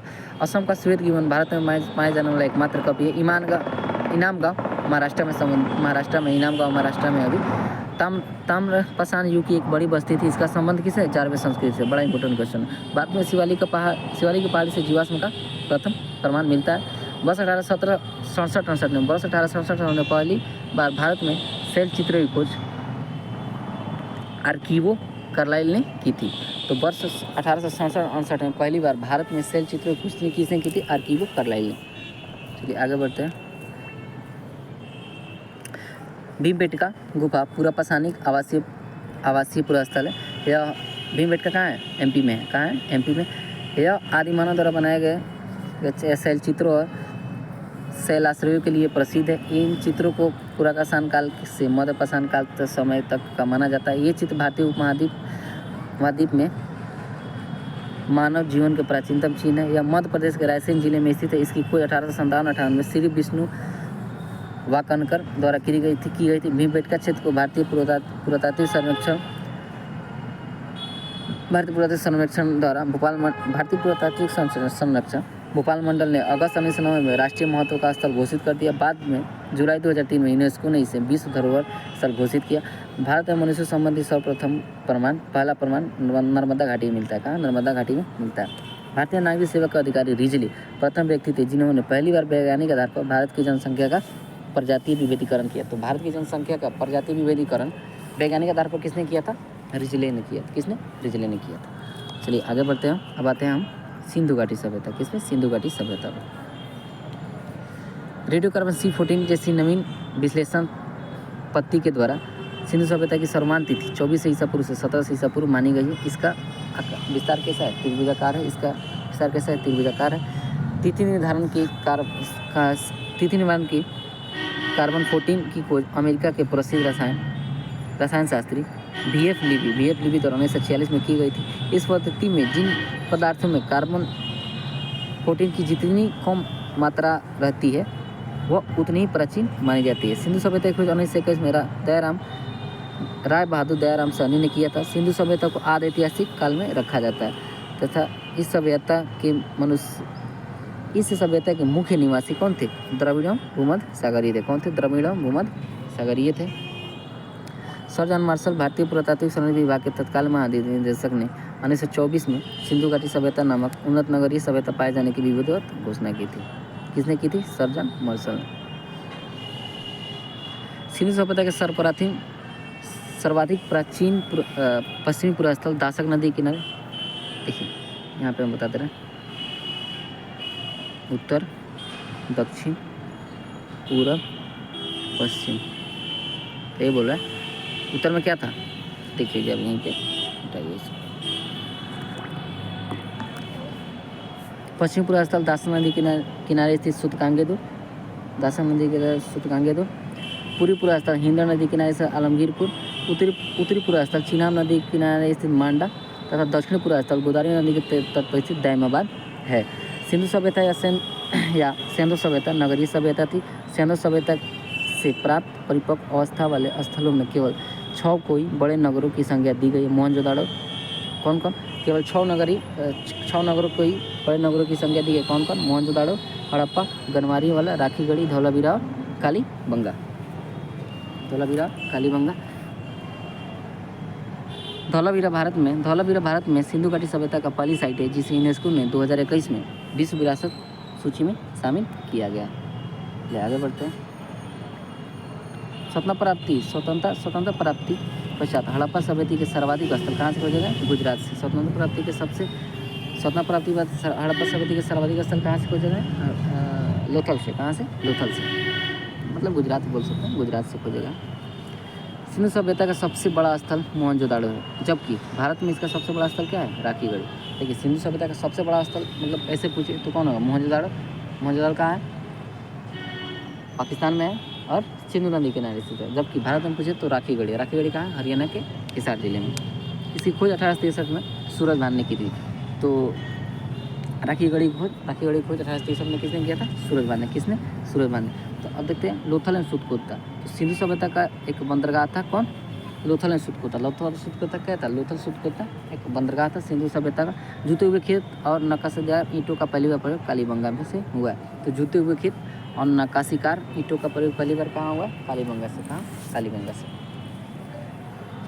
चलिए आगे बढ़ते हैं, आगे देखते हैं सिंधु सभ्यता का स्थल, नदी, उत्खननकर्ता और वर्तमान स्थिति। सबसे पहले हड़प्पा रावी नदी किनारे से या पाकिस्तान के पंजाब प्रांत का सहीवाद जिला है। इसे खोज दयाराम साहनी ने 1921 में किया था। ये दोनों आप मतलब ये पूछता भी नहीं, आप लोग याद भी नहीं रखे, रख भी नहीं कर रहे, बस इंपॉर्टेंट है, आगे वाला ही आप लोग। मोहनजोदड़ो सिंधु नदी किनारे से पश्चिमी सिंध प्रांत का लड़काना जिला, रखा 10 मार्च 1922। चंदुदड़ो सिंधु नदी किनारे से सिंध प्रांत, पाकिस्तान का नवाबशाह जिला, मैके एन जी मजूमदार। कालीबंगा खोज, कालीबंगा किसके नदी? घग्गर नदी किनारे, हनुमानगढ़ है, राजस्थान का हनुमानगढ़ जिला। अमलानंद घोष, बीबी लाल एवं पीके थापर इसकी खोज किए थे। कोट डीजी सिंधु नदी, सिंध प्रांत का खैरपुर स्थान, इसकी खोज फजल अहमद।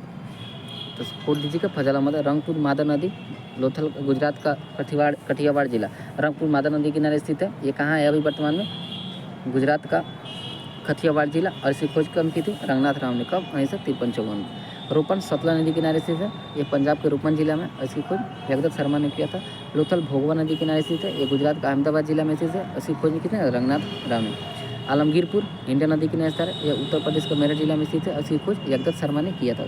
सुकांगेदो दासक नदी किनारे स्थित है, पाकिस्तान के मकरान में समुद्र तट के किनारे स्थित है। इसकी खोज किसने किया था? ऑरेंज स्टाइन ने। बनवाली रंगोई नदी किनारे है, यह हरियाणा के हिसार जिला में है।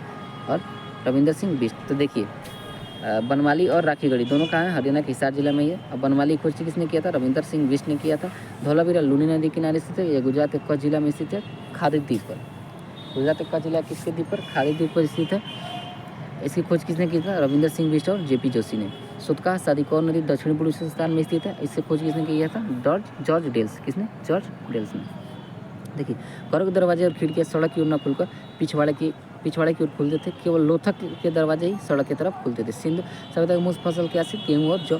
सेंधावासी मिठास के लिए शहद का प्रयोग करते थे। मिट्टी से बनवाली से मिला है। रंगपुर लोथल से चावल के दाने मिले हैं, जिससे धान की खेती होने का प्रमाण मिलता है। चावल के दाने का प्रथम साक्ष्य लोथल से ही प्राप्त हुआ है। आगे बढ़ते हैं। सुतकोता कालीबंगा या लोथल सेंधवकालीन घोड़े के अस्थिपंजर मिले। तो घोड़े के अस्थिपंजर कहाँ से मिले? सुतकोता कालीबंगा लोथल से आदि से मिले। मापतौल की इकाई कहाँ किसके अनुपात में थी? 16 के अनुपात में थी, यह भी लोथल से ही मिला। सेंधावासी सभ्यता लोग यातायात के लिए 2 पहिया एवं 4 पहिया बैलगाड़ी या भैंसा गाड़ी का उपयोग करते थे। अब देखिए सिंधु काल में विदेशी व्यापार, आयातित वस्तु और प्रदेश। तांबा कहाँ से मंगाया जाता था? तो तांबा कहाँ से मंगाया जाता था? खेतड़ी बलूचिस्तान एवं ओमान से। चांदी अफगानिस्तान और ईरान से। टिन भी अफगानिस्तान और ईरान से। सोना कर्नाटक, अफगानिस्तान और ईरान से। गोमेद सौराष्ट्र से, जो कि महाराष्ट्र का एक हिस्सा है। और लाजवर्त मेसोपोटामिया से। और सीसा कहाँ से मंगाते थे? सीसा ईरान से। मोहनजोदाड़ो में स्नानागार। मोहनजोदाड़ो में प्राप्त स्नानागार सिंधु सभ्यता की सबसे बड़ी इमारत है। सबसे बड़ी इमारत सिंधु सभ्यता क्या है? मोहनजोदाड़ो से प्राप्त स्नानागार है, जिसके मध्य में स्थित स्नान कुंड 11.28 मीटर लंबा, 7.08 मीटर चौड़ा, 2.40 मीटर गहरा है। अग्निकुंड लोथल एवं कालीबंगा से मिला है। तो अग्निकुंड कहाँ से मिला है? लोथल एवं कालीबंगा से मिला है। मोहनजोदाड़ो से प्राप्त एक शिल्प पर 3 मुख वाले देवता, जैसे कि माना गया कि पशुपति है की मूर्ति मिली है। इसके चारों ओर हाथी, गेंडा, चीता एवं भैंसा विराजमान। हाथी, गेंडा, चीता और भैंसा विराजमान। मोहनजोदाड़ो से एक नर्तकी कांसे की मूर्ति मिली है। हड़प्पा की मोहरों पर सबसे अधिक श्रृंगी पशु का अंकलन मिलता है। यह श्रृंगी पशु को बैल बुलाता है। क्या बुलाता है? बैल बुलाता है। क्या? बैल। यहाँ से प्राप्त एक आयताकार मोहर पर मुहर में स्त्री के गर्भ से निकलता हुआ एक पौधा दिखाया गया। मन के बनाने कारखाने लोथल है, चंद्रोदय से मिले हैं। सिंधु सभ्यता के लिए भी भावचित्रात्मक थी। यह दाएं से बाएं ओर लिखी जाती थी। जब अभिलेख से एक अधिक पंक्तियों का होता था तो पहली पंक्ति दाईं से बाईं और दूसरी पंक्ति बाईं से दाईं तरफ लिखी जाती थी। लेखन की उचित प्रणाली विकसित करने वाली पहली सभ्यता कौन थी? सुमेरिया की सभ्यता थी। सिंधुवासी सिंधु सभ्यता के लोगों ने नगरों एवं घरों के विन्यास के लिए ग्रिड पत्ती अपनाया। ग्रिड पत्ती अपनाया था ये मतलब कि ये जो नाली हो गया ना, ये नाली हो गया तो इसको ऊपर से ढांप दिया जाता था और ये जो सड़क होते थे ये संपूर्ण पे काटते थे। चलिए आगे बढ़ते हैं। तो हो गया था ये। मेसोपोटामिया का अभिलेखों में पंडित मेलुहा शब्द का अभिप्राय सिंधु सभ्यता से ये। हड़प्पा संभवतः हड़प्पा संस्कृति अपने का शासक वणिक वर्गों के हाथों में था। तो हड़प्पा सभ्यता का शासन किसके हाथों में था? वणिक वर्गों के हाथों में था। पिगनट ने हड़प्पा मोहनजोदड़ो को एक विशेष समाज की जुड़वा राजधानी कहा है। तो पिगनट ने हड़प्पा मोहनजोदड़ो को एक विशेष समाज की क्या कहा? जुड़वा राजधानी कहा। सिंधु सभ्यता के लोग धरती को उर्वरक देवी मानकर उनकी पूजा किया करते थे। वृक्ष पूजा और शिव पूजा के प्रचलन के साक्षी सिंधु सभ्यता से ही मिलते हैं। स्वास्तिक चिन्ह संभवतः हड़प्पा सभ्यता की देन है। इस चिन्ह से सूर्य उपासना का अनुमान लगाया था। सिंधु सभ्यता के नगरों में किसी प्रकार के मंदिर का अवशेष नहीं मिला। सबसे पहले मंदिर का अवशेष मिला ही नहीं है। मंदिर का और एक शेर का भी आप लगाया था, शेर का अवशेष नहीं मिला। तो मंदिर और शेर का अवशेष सिंधु सभ्यता से नहीं मिला। चलिए आगे बढ़ते हैं। सिंधु सभ्यता में मातृदेव की उपासना सर्वाधिक प्रचलित थी। पशुओं में कुबड़ा वाला सांड इस सभ्यता के लोगों के लिए विशेष पूजनीय था। स्त्री मृण मूर्तियाँ यानी मिट्टी की मूर्तियाँ अधिक मिलने से ऐसा अनुमान लगाया जाता है कि सेंधो समाज क्या था? मातृ समाज तक था, मातृ सत्तात्मक था। सेंधोवासी सूती एवं ऊनी वस्त्रों का प्रयोग करते थे। मनोरंजन के लिए सेंधोवासी मछली पकड़ना, शिकार करना, पशु पक्षियों का आपस में लड़ना, चौपाया, पासा खेलना आदि साधनों का प्रयोग करते थे। सिंधु सभ्यता के लोग काले रंग से डिजाइन के लिए लाल मिट्टी के बर्तन बनाते थे। सिंधु घाटी के लोग तलवार से परिचित नहीं थे। ये देखिए तलवार से भी परिचित नहीं थे। अब आप लोग 3 याद रखिए, तलवार, शेर और एक याद रखिए मंदिर। तलवार, शेर, मंदिर ये तीनों से परिचित नहीं थे। कालीबंगा एकमात्र हड़प्पाकालीन स्थल था जिसका निचला शहर सामान्य लोगों को रहने हेतु भी किले से घिरा हुआ था। किसका? कालीबंगा। कालीबंगा एकमात्र सिंधु सभ्यता का स्थल था जिसका निचला शहर भी किले से घिरा हुआ था। कालीबंगा का अर्थ होता है काली चूड़िया। क्या होता है? काली चूड़िया। यहाँ से प्राप्त पूर्व हड़प्पा स्तरों से खेत जोते जाने और अग्नि पूजा के प्रथा के प्रमाण भी मिले हैं। प्रथा एवं वैश्यावृत्ति सिंधु सभ्यता में प्रचलित थी। शवों को जलाने और गाड़ने दोनों की प्रथाएं प्रचलित थी। हड़प्पा में शवों को दफनाया जाता था जबकि मोहनजोदड़ो में जलाया जाता था। लोथल एवं कालीबंगा से युगल समाधि कहाँ से? लोथल एवं कालीबंगा से। और देखिए युगल समाधि भी लोथल और कालीबंगा से और अग्निकुंड भी लोथल और कालीबंगा से। तो आप लोग दो याद रख सकते हैं, अग्निकुंड लोथल और कालीबंगा से तथा युगल समाधि लोथल और कालीबंगा से मिला गया। सिंधु सभ्यता के विनाश का संभवतः सबसे प्रभावी कारण क्या था? बाढ़ था। आग में पकी हुई मिट्टी को क्या था? टेराकोटा कहा था। आग में पकी हुई मिट्टी को क्या था? टेराकोटा कहा जाता था। अब आते हैं वैदिक सभ्यता में। वैदिक काल का विभाजन 2 भागों में। कौन? ऋग्वैदिक काल और उत्तर वैदिक काल। ऋग्वैदिक काल 1500 से 1000 ईसा पूर्व और उत्तर वैदिक काल 1000 से 600 ईसा पूर्व। आर्य सर्वप्रथम पंजाब एवं अफगानिस्तान में बसे। मैक्समुलर ने आर्यों का मूल निवास स्थान मध्य एशिया को माना। आर्यों द्वारा निर्मित सभ्यता वैदिक सभ्यता कला यह एक ग्रामीण सभ्यता थी। आर्यों की भाषा क्या थी? संस्कृत थी। आर्य शब्द भाषा समूह को इंगित करता है। आर्य समूह किसको इंगित करता है? भाषा समूह को। आर्य प्रशासनिक इकाई का आरोही क्रम इस प्रकार है। कुल ग्राम 20 जन राष्ट्र। कुल ग्राम 20 जन राष्ट्र। ग्राम के मुखिया को ग्रामीणी, 20 के विषयपति, जन का राजन। राज्य अधिकारियों में पुरोहित और सेनानी प्रमुख थे। वशिष्ठ रूढ़िवादी तथा विश्वामित्र उदार पुरोहित। रुथ, सूत, रथकार एवं कम्पादी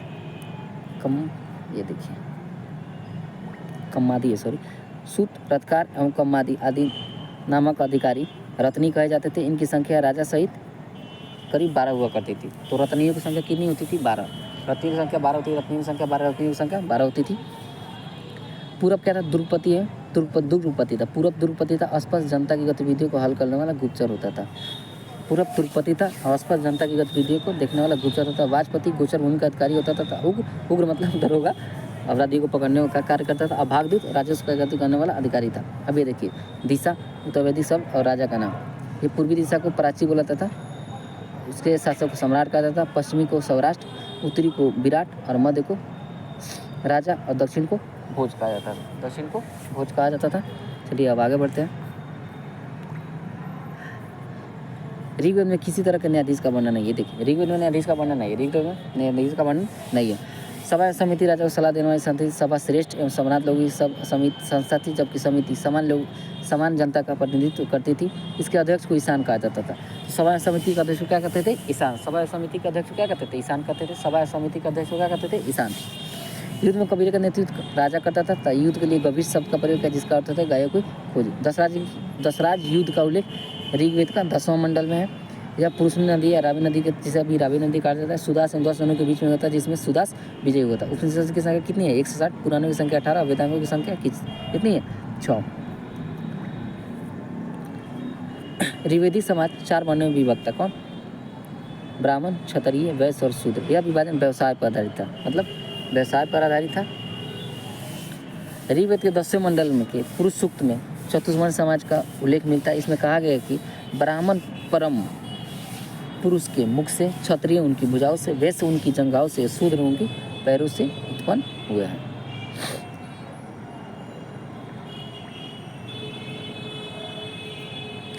आर्य समाज ऋतु प्रधान था। समाज की सबसे छोटी इकाई परिवार या कुल होती थी, जिसका मुखिया पिता होता था, जिसे कुलप कहा जाता था। जिसे मतलब परिवार के मुखिया क्या होता था? कुलप कहा जाता। परिवार के मुखिया को कुलप कहा जाता था। स्त्रियां इस काल में अपने पति के साथ यह कार्य में भाग लेती थी। बाल विवाह प्रथा नहीं था। विधवा अपने मृतक पति के छोटे भाई मतलब देवर जिसे बोलते हैं से विवाह कर सकती थी। स्त्रियां भी शिक्षा ग्रहण करती थी। ऋग्वेद में लोक मुद्रा, सिक्ता, अपाला, घोषा एवं विश्वास जैसी विदुषियों का वर्णन है। गार्गी ने याज्ञवल्क्य को वाद विवाद की चुनौती दी थी। अभी देखिए दर्शनों की संख्या कितनी है? 6 है। कितनी है? 6 दर्शन जिसे बोला जाता है।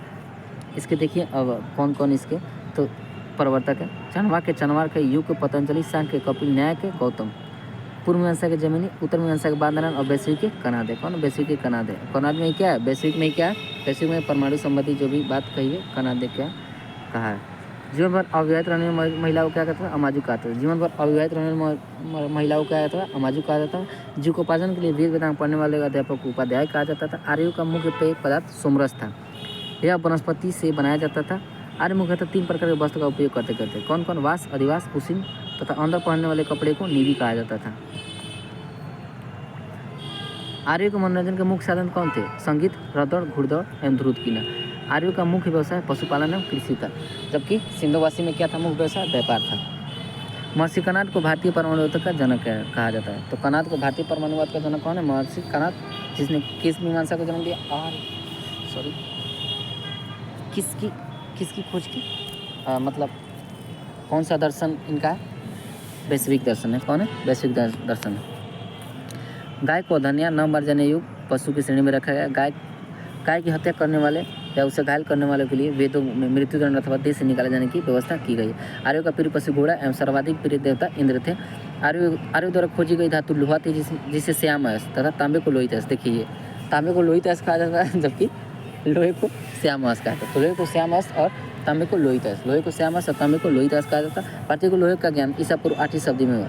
8वीं शताब्दी में हुआ। तो भारतीय को लोहे का ज्ञान प्राप्त कब हुआ? ईसा पूर्व 8वीं शताब्दी में हुआ। अभी देखिए कुछ नदियों के नाम देख लेते हैं, जो वर्तमान नाम है और प्राचीन नाम है। कुरुम मतलब कुरम नदी, कुमा मतलब काबुल, विशेषणा मतलब झेलम, आस्किनी मतलब चीना, पुष्णी मतलब रावी, सतुदी मतलब सदन, विपाशा मतलब व्यास, सदानीरा मतलब गंडक,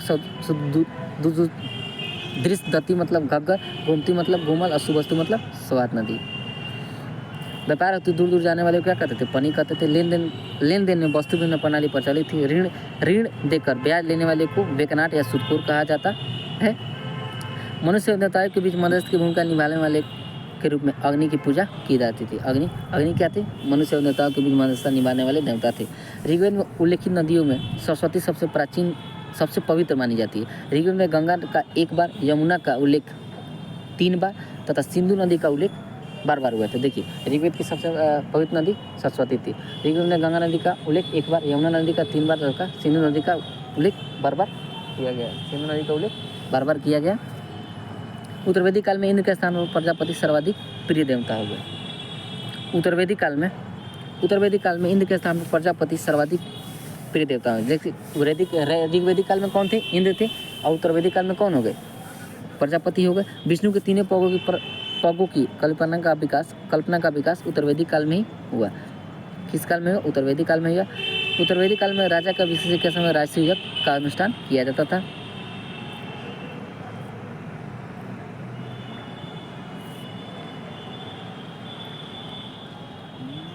उत्तरवेदिक काल में वर्ण व्यवस्था उत्तरवेदिक काल में वर्ण व्यवस्था व्यवसाय की जन्म के बजाय, देखिए उत्तरवेदिक काल में उत्तरवेदिक काल में वर्ण व्यवसाय की बजाय जन्म के आधार पर निर्धारित होने लगा। मतलब ये था कि देखिए, मतलब कि ऋग्वेदिक काल में क्या होता था? व्यवसाय था। मतलब कि जो काम करता है वो उस कास्ट में आ जाएगा। लेकिन ऋग्वेदिक काल में क्या हुआ? ऋग्वेदिक काल में जन्म हो गया। मतलब कि आप शूद्र में जन्म लिए तो आप शूद्र में ही रहिएगा। जबकि उत्तरवेदिक काल में ऐसा नहीं था।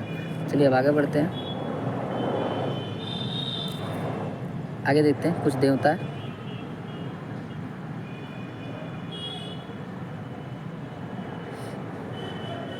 ऋग्वेदिक कालीन देवताओं को देखते हैं।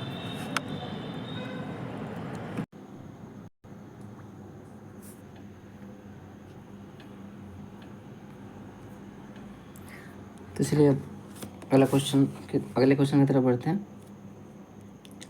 तो यह देख लेते हैं देवता और उनका संबंध किस से था। तो इंद्र क्या थे? युद्ध का देवता और वर्षा का देवता। अग्नि क्या थे? देवता और मनुष्य के बीच मध्यस्थ निभाने वाले थे। वरुण पृथ्वी और सूर्य के निर्माता, समुद्र का देवता, विश्व के नियामक व शासक, सत्य का प्रतीक, ऋतु परिवर्तन और दिन रात का कर्ता। दो क्या थे? आकाश का देवता, बड़ा पूछता है एग्जाम में। और सबसे प्राचीन ये भी थे। सोम क्या थे? वनस्पति के देवता। उषा प्रगति उत्थान के देवता थे। अश्वनी विपत्ति को हराने वाले। पूषण पशुओं के देवता थे। विष्णु क्या थे? विश्व के संरक्षण में पालन करता। मरुद क्या थे? आंधी और तूफान के देवता थे। चलिए आगे बढ़ते हैं। उत्तरवेदिक काल में हॉल को सीरा एवं हॉल रेखा को सीता कहा जाता था। उत्तरवेदिक काल में निष्क शतमान मुद्रा की इकाइयाँ थी। सिक्कों के प्रचलन का कोई प्रमाण नहीं मिलता है। सांख्य दर्शन भारत के सभी दर्शनों में सबसे प्राचीन है। इसके अनुसार मूल तत्व 25 है, जिससे प्रकृति पहला है। सतवें जैसे मुद्रा को उपनिषद से लिया गया। इसी उपनिषद में यज्ञ की तुलना फूटी नाव से किया गया। इस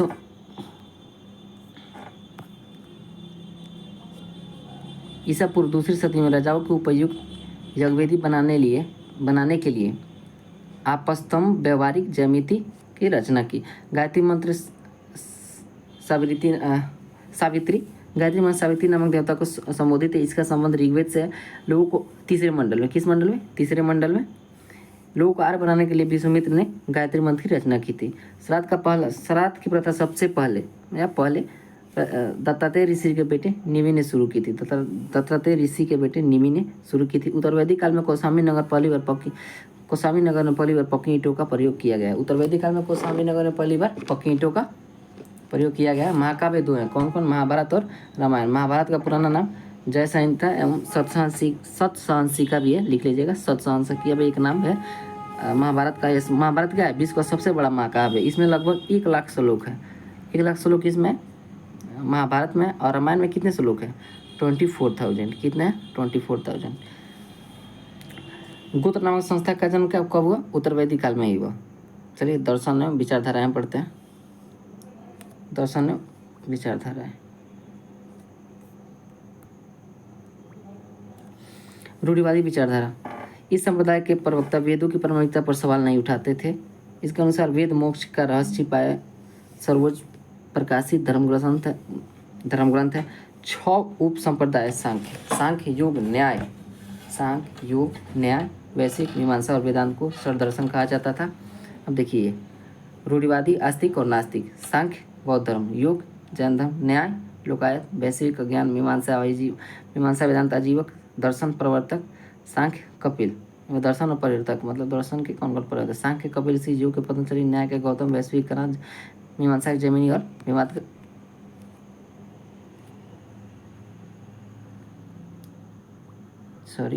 एक मिनट।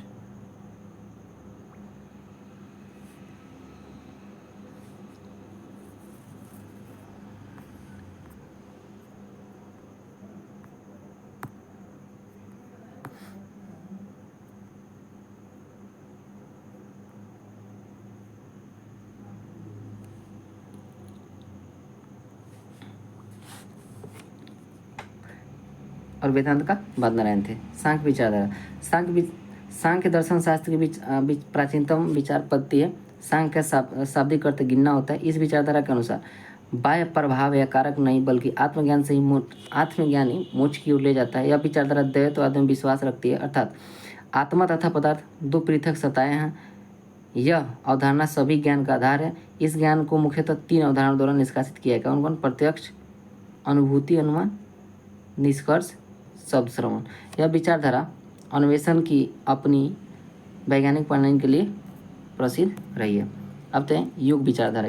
इसके अनुसार मानव शारीरिक प्रयोग तथा ध्यान का प्रयोग कर मुक्ति प्राप्त कर सकता है। मुक्ति प्राप्त करने के साधन है यम का अर्थ होता है स्वनियंत्रण का अभ्यास करना।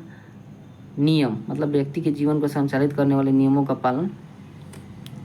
आगे देखते हैं।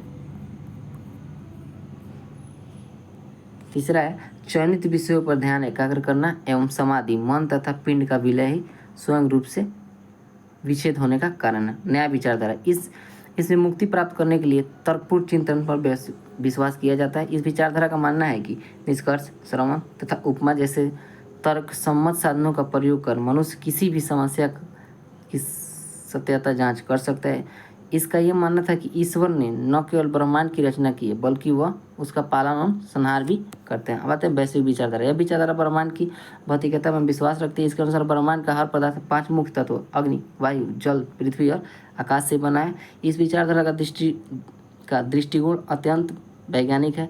इसके द्वारा परमाणु सिद्धांत का भी विकास किया गया। इसको किसने दिया था? महर्षि कणाद ने। मीमांसा विचारधारा, मीमांसा का वास्तविक अर्थ होता है तर्कपूर्ण चिंतन, विवेचन तथा अनुप्रयोग की कला है। यदि किसी व्यक्ति को धार्मिक श्रेष्ठता, स्वर्ग तथा मुक्ति प्राप्त करनी है तो उसे वेदों के द्वारा नियत सभी कर्तव्यों का पूर्ति करनी होगी। इसमें दर्शन का मुख्य बल वेदों के अनुष्ठान भाग पर था। मुक्ति की प्राप्ति हेतु व्यक्ति को वेदों अनुष्ठानों का निष्पादन पुरोहितों की सहायता से करना होता था। इसीलिए इस दर्शन में विभिन्न वर्गों के बीच सामाजिक अंतर को निहित रूप से वैधता प्रदान की गई। ब्राह्मणों के द्वारा इसका प्रयोग लोगों पर वर्चस्व स्थापित करने में किया गया। आगे आते हैं वेदांत विचारधारा। वेदांत विचारधारा इस दर्शन के आधार का निर्माण करने वाले प्राचीनतम ग्रंथ बादनारायण द्वारा लिखित ब्रह्मसूत्र एवं वेदांत सूत्र है। तो ब्रह्मसूत्र और वेदांत सूत्र के लेखक कौन है? बादनारायण। तो बादनारायण ने कौन कौन पुस्तकें लिखी है? ब्रह्मसूत्र तथा वेदांत सूत्र। इस दर्शन के अनुसार ब्रह्म ही इस जीवन की वास्तविकता है, शेष सभी बातें मिथ्या है, माया है। इसके अनुसार स्वयं को ज्ञान हो जाने पर वह स्वतः ही ब्रह्म की अनुभूति कर मुक्ति को प्राप्त हो जाएगा। यह तर्क ब्रह्म तथा आत्मा को अविनाशी तथा शाश्वत बना देता है। नास्तिक विचारधारा, यह वेदों की मौलिकता पर विश्वास नहीं करते हैं। ये भगवान के अस्तित्व पर प्रश्न खड़ा करते हैं। ये 5 उपधाराओं में विभाजित हैं। कौन? बौद्ध, जैन, लोकायत, अज्ञान एवं आजीवक। मतलब कि ये नास्तिक वाले हैं, भगवान को नहीं मानते हैं, जिसमें बौद्ध और जैन धर्म भी है। लोकायत दर्शन है चरवाक विचारधारा। बृहस्पति ने इस विचारधारा की नींव रखी। इसकी चर्चा वेदों तथा बृहदारण्यक उपनिषद में भी मिलती है। इसके अनुसार ब्रह्मांड में केवल 4 तत्व हैं। कौन कौन? अग्नि, पृथ्वी, वायु, जल। इस विचारधारा के समाधान आकाश की गणना 5 आधारभूत तत्वों में नहीं करते हैं क्योंकि यह मनुष्य के अनुभूति से परे है। इस विचारधारा के अनुसार इस विश्व के परे कोई अन्य जगत नहीं है। इसलिए मृत्यु मानव का अंत है तथा सुख भोग ही मानव जीवन का परम लक्ष्य होना चाहिए। देखिए सुख भोग ही मानव जीवन का परम लक्ष्य होना चाहिए, मतलब इसके पीछे अभी दुनिया पागल है। वही बात ये लोकायत दर्शन है, चार्वाक दर्शन है। चार्वाक विचारधारा के लोग कभी बहुत मानने वाले हैं। मैं क्या कहना चाह रहा हूँ आप लोग समझ सकते हैं। इसीलिए उन्हें खाओ पियो और मस्त रहो के सिद्धांत का प्रतिपादन किया गया। देखिए ये कहता है लोकायत दर्शन या चार्वाक दर्शन कि भले तुम कर्ज लेके खाओ, जियो अच्छे से, मौज मस्ती करो और फिर मर जाओ। मतलब देखिए अब पता नहीं क्या है ये, कैसे विचारधारा है। इसको भी बहुत मानने वाले लोग हैं, बहुत से लोग इसे नहीं मानते हैं। चलिए अज्ञान, कट्टरपंथी सस्यवाद में विश्वास करते थे। इनके अनुसार ज्ञान प्राप्त करना असंभव है। यदि यह संभव है तो मोक्ष की प्राप्ति के लिए व्यर्थ है। इसका विश्वास था कि अब अनभिज्ञता सर्वोत्तम है। आजीवक का अर्थ समझते हैं हम। इसकी स्थापना मोगरीपुत्र गोसाल द्वारा ईसा पूर्व, ये देखिए मोगरीपुत्र गोसाल महावीर स्वामी के मित्र भी थे, छठी शताब्दी में की गई। ये बौद्ध और जैन धर्म के विपरीत कर्म के सिद्धांत में विश्वास नहीं करते थे। ये कर्म को भ्रामक मानते थे। इन्होंने बौद्ध और जैन के समान वेदों की सत्ता को नकारा था। उत्तर प्रदेश के श्रावस्ती आजीविकों का प्रमुख केंद्र था। तो आजीविकों का प्रमुख केंद्र कौन था? श्रावस्ती।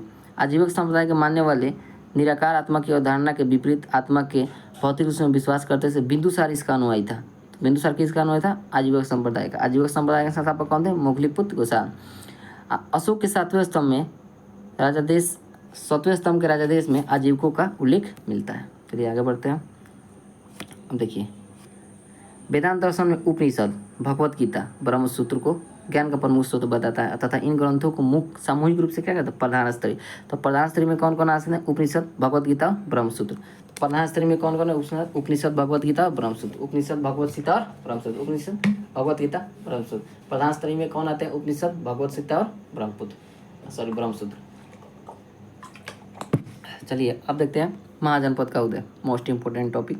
हालांकि सब तो टॉपिक इंपॉर्टेंट ही है, लेकिन ये ज़्यादा इंपॉर्टेंट है। बुद्ध के जनकपुर छठी शताब्दी में बौद्ध के पूर्ण भारतवर्ष 16 जनपद में बटा हुआ था। इसकी जानकारी हमें बौद्ध ग्रंथ अंगुत्तर निकाय और किसे मिलती है? और एक से मिलती है। किसे मिलती है? भगवती सूत्र किसे संबंधित है? जैन धर्म से। तो जैन ग्रंथ भगवती सूत्र और बौद्ध ग्रंथ अंगुत्तर निकाय से कौन सी जानकारी मिलती है? 16 महाजनपद की जानकारी मिलती है। अब देखिए, महाजनपद, राजधानी और आधुनिक क्षेत्र। वहाँ की राजधानी चंपाती, वर्तमान में भागलपुर, मुंगेर, मगध की गिरिब्रिज राजगिरी, वर्तमान में पटना और गया, काशी की बनारसी मतलब बनारस के आसपास का वर्तमान क्षेत्र, वत्स की कौशाम्बी, इलाहाबाद के आसपास का क्षेत्र, वज्जी के वैशाली, विदय और मिथिला, तीनों एक ही राजधानी था। ये कौन सा क्षेत्र है? अभी वैशाली और मुजफ्फरपुर के आसपास। कौशल के श्रावस्ती जो फैजाबाद, गोंडा, बहराइच है। अवंती के उज्जैन या माहिष्मती, ये मालवा मध्य प्रदेश में था। मल की कुशावती जो अभी देवरिया और गोरखपुर आता है। पंचाल के अरिछद, बरेली, बदायूं और फर्रुखाबाद उत्तर प्रदेश का। चेदी के शक्तिमती बुंदेलखंड, कुरु के इंद्रप्रस्थ दिल्ली, मेरठ, हरियाणा जो था। मत्स्य का विराटनगर को राजस्थान का क्षेत्र, मत्स्य का विराटनगर राजस्थान का क्षेत्र था। कम्बुज का हाटक ये अफगानिस्तान के राजौरी यहाँ हजारा क्षेत्र में। सूरसेन का मथुरा में था। असमक की पोटली या पोतन दक्षिणी गोदावरी नदी के तट पर, मतलब दक्षिण भारत का एकमात्र महाजनपद कौन था? असमक। और गंधार तक्षशिला कौन? रावलपिंडी, पेशावर, पाकिस्तान में। चलिए अगले क्वेश्चन की तरफ पढ़ते हैं। हम जैन धर्म को पढ़ते हैं। तो जैन धर्म के संस्थापक कौन थे? ऋषभदेव थे। साण इनका प्रतीक था। जैन धर्म के 23वें तीर्थंकर पार्श्वनाथ थे जो काशी के इक्ष्वाकु वंशी राजा अश्वसेन इनके पुत्र थे। इन्होंने 30 वर्ष की अवस्था में सन्यासी जीवन को स्वीकारा। इनके द्वारा दी गई शिक्षा कौन थी? हिंसा न करना, सत्य न बोलना, चोरी करना और संपत्ति न रखना। इसमें महावीर ने 5वां जोड़ा कौन? ब्रह्मचर्य को। और देखिए, ये पार्श्वनाथ का चिन्ह क्या था? सर्प था। क्या था? सर्प था। महावीर स्वामी जैन धर्म के 24वें अंतिम तीर्थंकर हुए। इनका क्या था? इनका चिन्ह क्या था? शेर था। महावीर का जन्म 540 से पूर्व में कुंडलग्राम वैशाली में हुआ। इनके पिता का नाम सिद्धार्थ ज्ञात्री कुल के सरदार थे तथा माता त्रिशिला। महावीर की माता का नाम क्या था? त्रिशिला। लिच्छवी नरेश चेटक की बहन थी। महावीर की पत्नी का नाम यशोदा तथा पुत्री का नाम अनुजा प्रियदर्शनी था। महावीर की पत्नी का नाम तो क्या था? यशोदा तथा पुत्री का नाम था अनुजा प्रियदर्शनी। महावीर के बचपन का नाम क्या था? वर्धमान था। इन्होंने 30 वर्ष की अवस्था में माता पिता की मृत्यु के पश्चात अपने बड़े भाई नंदी वर्मन से अनुमति लेकर संन्यास जीवन को स्वीकारा। 12 वर्ष की कठिन तपस्या का महावीर को जिरिम्बी के समीप ऋजुपालिका नदी के तट पर साल के वृक्ष के नीचे तपस्या करते हुए संपूर्ण ज्ञान का बोध हुआ। इसी समय से महावीर जिन मतलब विजेता, आर्त मतलब पूज्य और निर्ग्रंथ मतलब बंधनहीन कहलाए। महावीर ने अपना उपदेश प्राकृतिक और अर्धमगधी भाषा में दिया। महावीर के अनुयायियों को मूलतः निर्ग्रंथ कहा जाता था। महावीर के प्रथम अनुयायी उनके दामाद जामिल बने। प्रथम जैन भिक्षुणी दहीवान नरेश की पुत्री चंपा थी।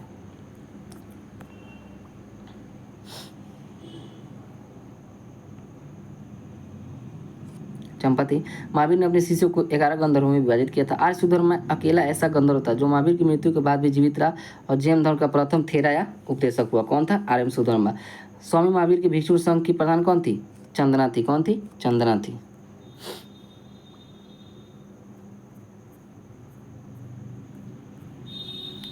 अब प्रमुख जैन तीर्थकार हैं, उनके प्रतीक को देखते हैं। तो प्रथम है ऋषभदेव, साण है, अजितनाथ हाथी है, असंभव तृतीय है, घोड़ा है, संपार्श्व 7वें है स्वास्तिक, शांति 16वें है हिरण, अमरनाथ 18वें है मछली यमीन, नामी 21वें नीलकमल, अरिष्टनेमी 22वें शंख, 523 सर्प और महावीर 24वें क्या थे?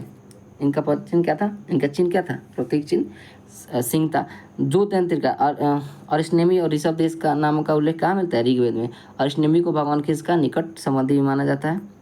लगभग 300 ईसा पूर्व में मगध में 12 वर्ष का भीषण अकाल पड़ा, जिसके कारण भद्रबाहु अपने शिष्यों के सहित कर्नाटक चले गए।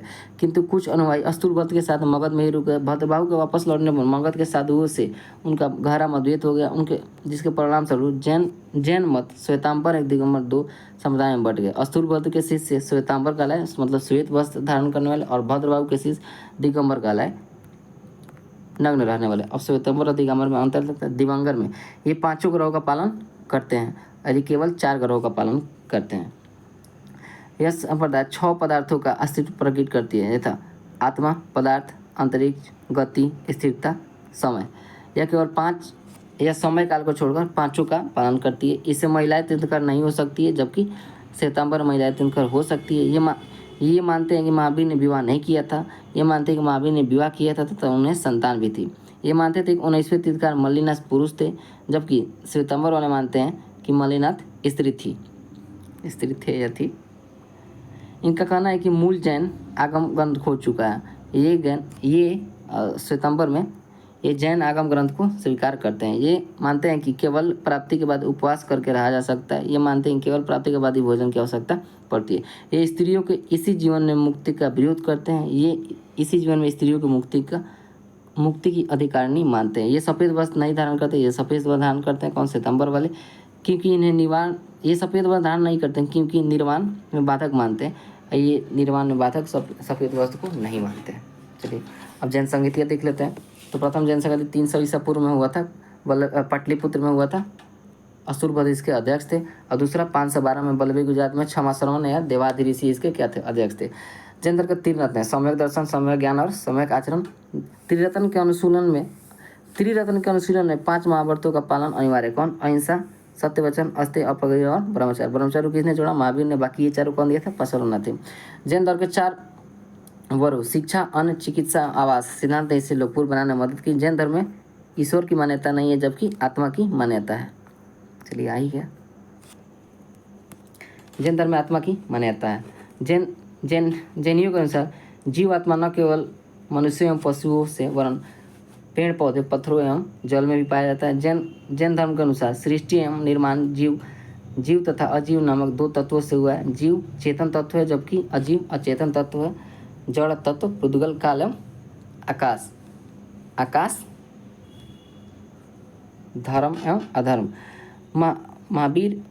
महावीर पुनर्जन्म एवं कर्म आदि में विश्वास करते थे। महावीर किसमें? पुनर्जन्म एवं कर्म में विश्वास रखते थे। जैन धर्म के सप्तंगी ज्ञान के अन्य नाम सस्यवाद और अनेकांतवाद है, जो कि जैन धर्म के मौलिक सिद्धांत है। तो सस्यवाद और अनेकांतवाद किससे संबंधित है? जैन धर्म से संबंधित है। जैन धर्म में अपने आध्यात्मिक विचारों कहाँ से ग्रहण किया? सांख्य दर्शन से। जैन धर्म में अपने आध्यात्मिक विचारों कहाँ से ग्रहण किया? सांख्य दर्शन से। जैन धर्म को मानने वाले कुछ राजा कौन कौन थे? उदयन, वंश राजा, चंद्रगुप्त मौर्य, कलिंग राज खारीबल, राजपूत राजा अमरवर्ष और चंदेल शासक। मैसूर के गंग वंश के मंत्री चामुंड के प्रोत्साहन से कर्नाटक के श्रवणबेलगोला में 10वीं शताब्दी के मध्य में विशाल बाहुबली की मूर्ति, जिसे गोमतेश्वर की मूर्ति कहते हैं, का निर्माण किया गया। गौतमेश्वर की मूर्ति कायोत्सर्ग मुद्रा में है। महावीर की तपस्या की इस मुद्रा में वे अपने चारों ओर वातावरण से अनभिज्ञ हैं। उनके पैरों में सांप लपेटे हुए तथा चीटियाँ मिट्टी का धरोहर बना ली है। यह मूर्ति 18 मीटर ऊंची है तथा एक चट्टान को काटकर बनाई गई है। खजुराहो के जैन मंदिरों का निर्माण चंदेल शासकों द्वारा किया गया। आधुनिक तमिलनाडु के पुडुकोट्टई जिले में स्थित सिंथावासल या सीतनवासल गुफाएं जैन धर्म से संबंधित है। मौर्योत्तर युग में मथुरा जैन धर्म का प्रसिद्ध केंद्र था। मथुरा का अलग संबंध जैन धर्म से है। जैन तीर्थंकर के जीवन भद्रबाहु द्वारा लिखित कल्पसूत्र में है। 72 वर्ष की आयु में महावीर का मृत्यु 468 ईसा पूर्व में बिहार राज्य के पावापुरी में हो गया। मल राजा सृष्टिपाल के राजप्रसाद में महावीर स्वामी को निर्वाण की प्राप्ति हुई थी। आगे देखते हैं। अब यहाँ से बौद्ध धर्म स्टार्ट है, तो चलिए देखते हैं। बौद्ध धर्म के संस्थापक कौन थे? गौतम बुद्ध। इन्हें एशिया का ज्योतिपुंज, लाइट ऑफ एशिया कहा जाता है। गौतम बुद्ध का जन्म 563 ईसा पूर्व कपिलवस्तु में लुम्बिनी नाम का स्थान पर हुआ था। इनके पिता सुदर्शन शाक्यगण के मुखिया थे। इनकी माता महामाया थी। इनके जन्म के 7वें दिन ही इनकी मृत्यु हो गई तथा इनका लालन पोषण सौतेली माँ इनकी मौसी थी। प्रजापति गौतमी ने किया था। बुद्ध के जीवन से संबंधित कुछ बौद्ध धर्म के प्रतीक। तो जन्म का प्रतीक क्या है? कमल अनुसार, गिरिता का घोड़ा है, ज्ञान, ज्ञान का क्या है? पीपल है। प्रथम उपदेश का क्या है? चक्र है। और निर्वाण का क्या है? पद चिन्ह। मृत्यु का क्या है? स्तूप। बचपन के नाम सिद्धार्थ, गौतम बुद्ध के बचपन का नाम सिद्धार्थ था। गौतम बुद्ध का विवाह 16 वर्ष की अवस्था में यशोधरा के साथ हुआ तथा उनसे एक पुत्र का जन्म हुआ जिसका नाम क्या था? राहुल था। सिद्धार्थ जब कपिल वस्तु के सिर पर निकले तो उन्हें 4 दृश्यों को क्रमशः देखा। कौन? एक बूढ़ा व्यक्ति, दूसरा एक बीमार व्यक्ति, तीसरा एक शव को, चौथा एक सन्यासी को। सामरिक समस्याओं से व्यथित होकर सिद्धार्थ ने 29 वर्ष की अवस्था में गृह त्याग किया, जिसे बौद्ध धर्म में महाभिनिष्क्रमण कहा गया है। गृह त्याग के बाद सिद्धार्थ या बुद्ध ने वैशाली का अलार कलाम से सांख्य दर्शन की शिक्षा ली। तो उनके प्रथम गुरु कौन हुए? वैशाली का अलार कलाम सिद्धार्थ के प्रथम गुरु है, जिन्होंने उन्हें शून्य का ज्ञान प्राप्त किया। अलार कलाम के बाद सिद्धार्थ ने राजगीर के रुद्रम करापुर से शिक्षा ग्रहण की, जिससे उन्होंने योग का ज्ञान प्राप्त किया। उरुवेला में सिद्धार्थ को कौंडिल्य, वप्पा, भादिया, महानामा एवं अस्तागी नामक 5 साधक मिले। बिना अलगल जनन किए 6 वर्ष की कठिन तपस्या के बाद 35 वर्ष की आयु में वैशाख की पूर्णिमा की रात निरंजना या फल्गु नदी के किनारे पीपल के वृक्ष के नीचे सिद्धार्थ को ज्ञान प्राप्त हुआ। ज्ञान प्राप्ति के बाद सिद्धार्थ बुद्ध के नाम से जाने गए। वह स्थान बोध गया कहलाया गया। बुद्ध ने अपने प्रथम उपदेश सारनाथ ऋषि पटना में दिया, जिसे धर्मचक्र परिवर्तन कहा गया। बुद्ध ने उपदेश जनसाधारण की भाषा पाली में दिया है। बुद्ध ने अपने उपदेश कोसल, वैशाली, कौशाम्बी एवं अन्य राज्यों में दिया तथा सर्वाधिक उपदेश कौशल देश की राजधानी श्रावस्ती में दिया है। इनके प्रमुख अनुयायी शासक बिंबिसार, प्रसेनजीत और उदयन थे। बुद्ध की मृत्यु 80 वर्ष की अवस्था में 483 ईसा पूर्व में कुशीनगर, जो देवरिया में है, अभी देवरिया उत्तर प्रदेश का है, को चूर्ण द्वारा अर्पित भोजन करने के बाद हो गई, जिसे बौद्ध धर्म में महापरिनिर्वाण कहा गया। मल ने अत्यंत सम्मानपूर्वक बुद्ध का अंत्येष्टि संस्कार किया। एक अनुश्रुति के अनुसार मृत्यु के बाद बुद्ध के शरीर के अवशेषों को 8 भागों में बांटकर उन पर 8 स्तूपों का निर्माण कराया गया। बुद्ध के जन्म एवं मृत्यु की तिथि चीनी परंपरा के कैंटोन अभिलेख के आधार पर निश्चित किया गया। बौद्ध धर्म के बारे में हमें विशद ज्ञान त्रिपिटक, मतलब विनय पिटक, सूत पिटक और अभिधम्म पिटक से प्राप्त होता है। तीनों पिटकों की भाषा क्या है? पाली है। थेरावाद मत की पाली त्रिपिटक सबसे पुराना है। सूत्र पिटक में बुद्ध के धार्मिक सिद्धांतों के संवाद के रूप में संकलित किया है। विनय पिटक में बौद्ध धर्म के बौद्ध संघ के भिक्षु एवं भिक्षुणियों के लिए बनाए गए नियमों का संग्रह किया गया और इसमें संघ के अनुशासन को तोड़ने जाने वाले प्रायश्चितों की सूची भी दी गई है। अभिधम्म पिटक में सूत्र पिटक में वर्णित सिद्धांतों को सुव्यवस्थित अनुशीलन के लिए आवश्यक सूचियों के सारांश तथा प्रश्नोत्तरी का समावेशन किया गया है। पाली त्रिपिटकों को पहली शताब्दी ईसा पूर्व से श्रीलंका के शासक वत्तगामिनी की देखरेख में लिपिबद्ध किया गया था। पाली त्रिपिटक को कब लिपिबद्ध किया गया था? श्रीलंका के शासक वत्तगामिनी की देखरेख में लिपिबद्ध किया गया। सूत्र पिटक के 5 निकाय कौन? दीर्घ, वज्रगम, संयुक्त, अंगुत्तर, खुदक। बुद्ध के पूर्वजों से जुड़ी जातक कथाएं खुदक निकाय की 15 पुस्तकों में से एक है। खुदक निकाय में धम्मपद मतलब नैतिक उद्देश्यों का पदात्मक संकलन, थेरा गाथा बौद्ध भिक्षुओं का गीत तथा थेरी गाथा बौद्ध भिक्षुणियों के गीत। देखिए, थेरा गाथा मतलब बौद्ध भिक्षुओं का गीत और थेरी गाथा मतलब बौद्ध भिक्षुणियों की गीत। बौद्ध धर्म मूलतः अनिश्वरवादी है, तो इसमें आत्मा की परिकल्पना है। देखिए, जैन धर्म कहता है कि ठीक है ईश्वर नहीं है लेकिन आत्मा जरूर है, लेकिन बौद्ध धर्म क्या कहता है? नहीं, ना तो ईश्वर ही है ना तो आत्मा ही है। बौद्ध धर्म में पुनर्जन्म की मान्यता है। बौद्ध धर्म में क्या है? पुनर्जन्म की मान्यता है। तृष्णा को क्षीर हो जाने की अवस्था कोई बुद्ध ने निर्वाण का 20 तुकों से भरा का सिद्धांत उपनिषद से लिया गया। बुद्ध के अनुयायी 2 भागों में विभाजित है। कौन? भिक्षुक। बौद्ध धर्म के प्रचार के लिए जिन्होंने संन्यास ग्रहण किया उन्हें भिक्षुक कहा गया, जबकि उपासक गृहस्थी जीवन व्यतीत करते हुए बौद्ध धर्म को अपनाने वाले को उपासक कहा गया। बौद्ध धर्म में वरिष्ठ साध्वी को थेरी के रूप में जाना था, वही थेरा गाथा और थेरी गाथा। बौद्ध धर्म में सम्मिलित होने की न्यूनतम आयु क्या थी? 15 वर्ष। बौद्ध धर्म में प्रविष्ट होने को उपसंपदा कहा जाता है। बौद्ध धर्म के 3 रहते हैं। कौन? बुद्ध, धम्म, संघ।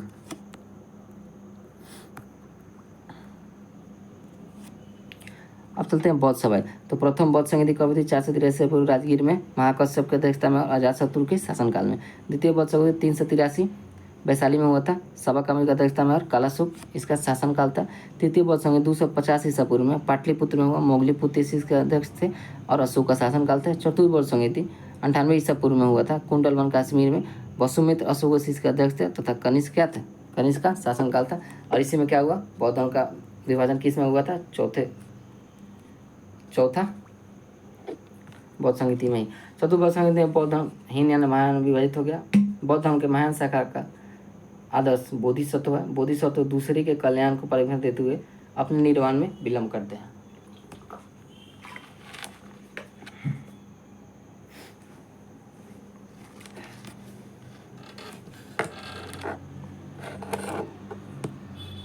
चलिए अब आगे बढ़ते हैं।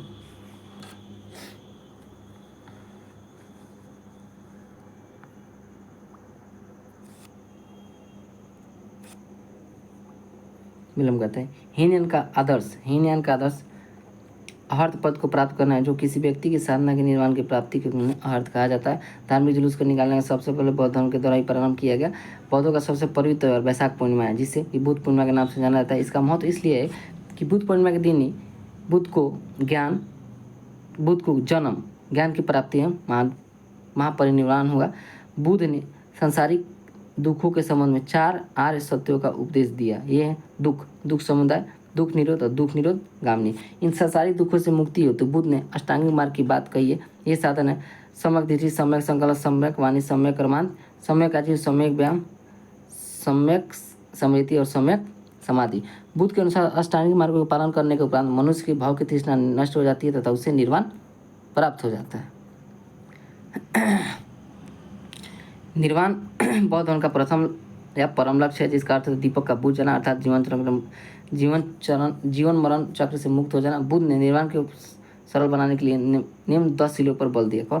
अहिंसा, सत्य, अस्तेय, अपरिग्रह, मद सेवन न करना, असमय भोजन न करना, सुखद बिस्तर पर नहीं सोना, धन संचय न करना, स्त्रियों से दूर रहना, नृत्य गान आदि से दूर रहना। गृहस्थों के लिए केवल 5 शील तथा भिक्षुओं के लिए 10 शील मानना अनिवार्य था। बुद्ध ने मध्यम मार्ग का उपदेश दिया था। अनिश्वरवाद के संबंध में बौद्ध और जैन धर्म में समानता है। जातक कथा प्रदर्शित करती है कि बोधिसत्व का अवतार मनुष्य के रूप में भी हो सकता है तथा पशुओं के रूप में भी। बोधिसत्व के रूप में पुनर्जन्म की दीर्घ श्रृंखला के अंतर्गत बुद्ध ने शाक्य मुनि के रूप में अपना अंतिम जन्म प्राप्त किया, किंतु इसके उपरांत मैत्रेय तथा अन्य अनाम बुद्ध अभी अवतरित होने शेष है। कौन अभी शेष है? मैत्रेय तथा अनाम।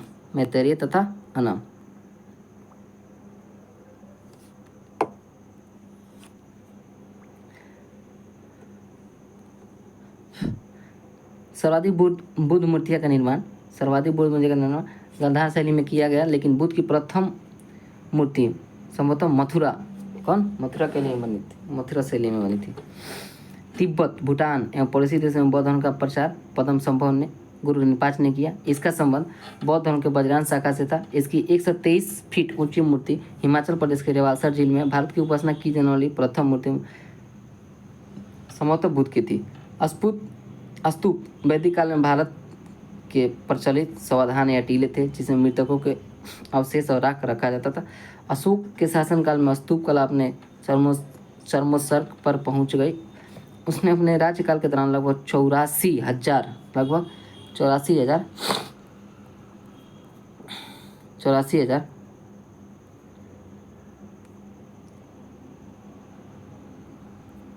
स्तूपों का निर्माण करवाया था। अभी तो देखते हैं कुछ मठ है, स्थान है, देखते हैं। तांबू मठ कहाँ है?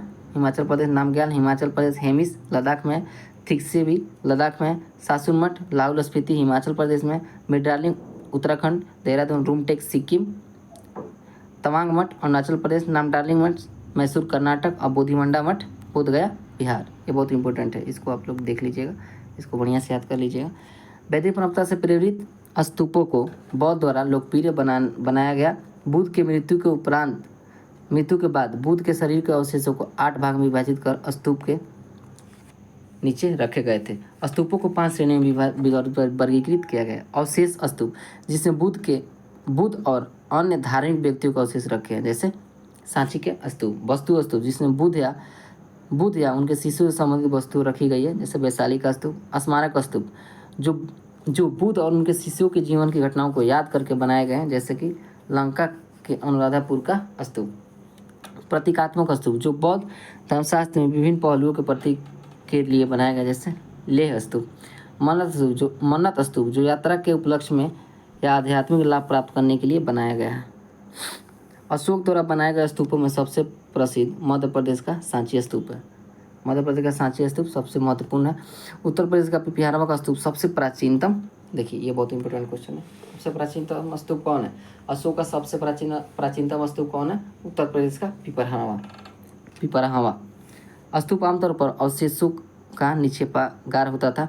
बौद्ध परंपरा में स्तूप एक संकल अन्य या स्मारक संरचना होती थी। भाजा गुफा ईसा पूर्व 2वीं शताब्दी के दौरान निर्मित 22 चट्टानों काटकर बनाई गई गुफाओं का एक समूह है। यह महाराष्ट्र के लोनावाला जिले के पास पुणे जिले में स्थित है। यह हीनयान वज्रयान संप्रदाय से संबंधित है। गुफाओं में कई स्तूप भी हैं। अब आते हैं शैव धर्म में। तो शैव धर्म में भगवान शिव की पूजा करने वाले को शिव से संबंधित धर्म को शैव धर्म कहा गया। शिवलिंग की उपासना का प्रारंभिक पुरातत्व के साथ हड़प्पा संस्कृति का अवशेषों से मिलता है। ऋग्वेद में शिव के लिए रुद्र नामक देवता का प्रयोग किया। अथर्ववेद में शिव को भव, सर्व, पशुपति एवं भूपति कहा गया। लिंग पूजा का पहला स्पष्ट वर्णन मत्स्य पुराण में मिलता है। तो लिंग पूजन का सबसे पहला वर्णन कहाँ मिलता है? मत्स्य पुराण में मिलता है। महाभारत के अनुशासन पर्व से भी लिंग पूजा का वर्णन मिलता है। रुद्र के पत्नी के रूप में पार्वती का नाम तैत्तिरीय आरण्यक में मिलता है। शिव की पत्नी के सौम्य रूप है कौन कौन?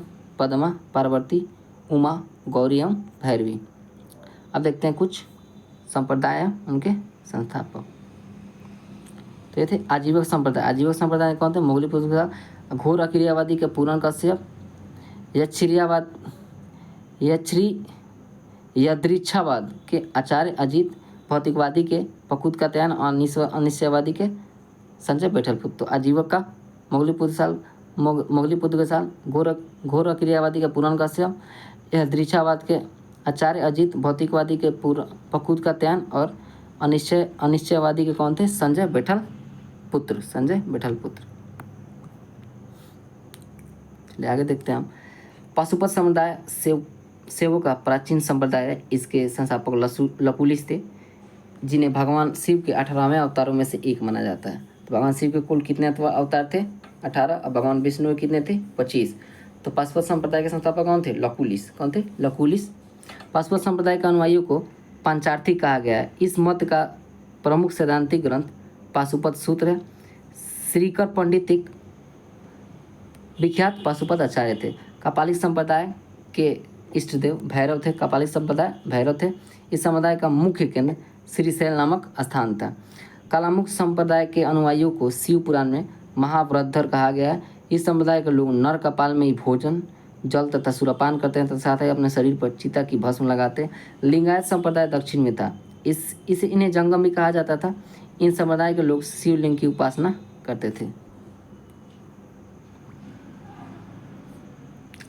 शून्य संपादन लिंगायतों का मुख्य धार्मिक ग्रंथ है। तो शून्य संपादन किनका धर्म ग्रंथ है? लिंगायतों का। किनका? लिंगायतों का। वासव पुराण में लिंगायत संप्रदाय के प्रवर्तक अलय प्रभु तथा उनके शिष्य वासव को बताया गया है। इस संप्रदाय को बिरसिव संप्रदाय भी कहा जाता है। वासव में उनका भतीजा चन्ना वासव कर्नाटक के कलचुरी राजाओं के दरबार में रहते थे। जैनों के साथ कठिन संघर्ष के उपरांत उन्होंने अपनी मत की स्थापना की, जिन्हें जाति प्रथा का कड़ा विरोध किया और उपासना, प्रीतिभोज, तीर्थ यात्रा एवं बलि प्रथा को अस्वीकार किया। बाल विवाह का विरोध किया और विधवा पुनर्विवाह की अनुमति दे दी। 12वीं शताब्दी में राजा कोलोंदिक द्वितीय के शासनकाल में सिकिलहार द्वारा लिखित तिरुंदुत्तर पुराणम, जैसे थिरुथोंडा थोगई के नाम से भी जाना जाता है, तमिल में 5वें वेद के रूप में जाना जाता है। यह शैव परंपरा में 12वीं पुस्तक भी है। यह भगवान शिव की पूजा के लिए समर्पित एक भक्ति पाठ है और इसे तमिल शून्यवाद में एक महत्वपूर्ण कार्य माना जाता है। यह पाठ तमिलनाडु में भगवान शिव के भक्तों द्वारा व्यापक रूप से पढ़ा और सुनाया जाता है। इसे तमिलनाडु में शैव परंपरा के अनुयायियों के लिए आध्यात्मिक ज्ञान का एक महत्वपूर्ण स्रोत माना जाता है। यह तमिल शैववाद के विहित कवियों 63 नयनार की कहानियों भी बताता है। 10वीं शताब्दी में मतेंद्र नाथ ने नाथ संप्रदाय की स्थापना की तथा इस संप्रदाय का व्यापक प्रचार प्रसार बाबा गोरखनाथ के समय में हुआ। गोरखनाथ ने वर्ण व्यवस्था तथा ब्राह्मणों के विशेषाधिकारों की आलोचना की। उन्होंने इसके द्वारा प्रतिवादी सिद्धांत को तंत्र कहा जाता है। इसकी सदस्यता बिना जाति भेद सबके लिए खुली थी। दक्षिण भारत में शैव धर्म चालुक्य, राजपूत, पल्लव में चोलों के समय लोकप्रिय रहा था। पल्लव काल में शैव धर्म का प्रचार प्रसार नयनारों द्वारा किया गया। नयनारों की संख्या 63 बताई जाती है, जिन्हें अपार, तिरुज्ञान, समुद्र एवं सुंदर मूर्ति आदि के नाम उल्लेखनीय है। पशुपतिनाथ मंदिर यह नेपाल की राजधानी काठमांडू से 3 किलोमीटर उत्तर पश्चिम में बागमती नदी के किनारे देवपाटन नामक गांव में स्थित एक शिव मंदिर है। नेपाल के धर्मनिरपेक्ष राष्ट्र बनने से पहले यह मंदिर राजा देवता भगवान पशुपतिनाथ का मुख्य निवास माना जाता था। इस मंदिर के परिसर को सन 1979 में यूनेस्को विश्व सांस्कृतिक विरासत स्थल के रूप में सूचीबद्ध किया गया। मुख्य मंदिर का निर्माण वास्तुकला की नेपाली पेगोडा शैली में हुआ है। एलोरा के कैलाश मंदिर का निर्माण राष्ट्रकूटों ने करवाया था। किसने? कृष्ण प्रथम ने। अब आते हैं चोल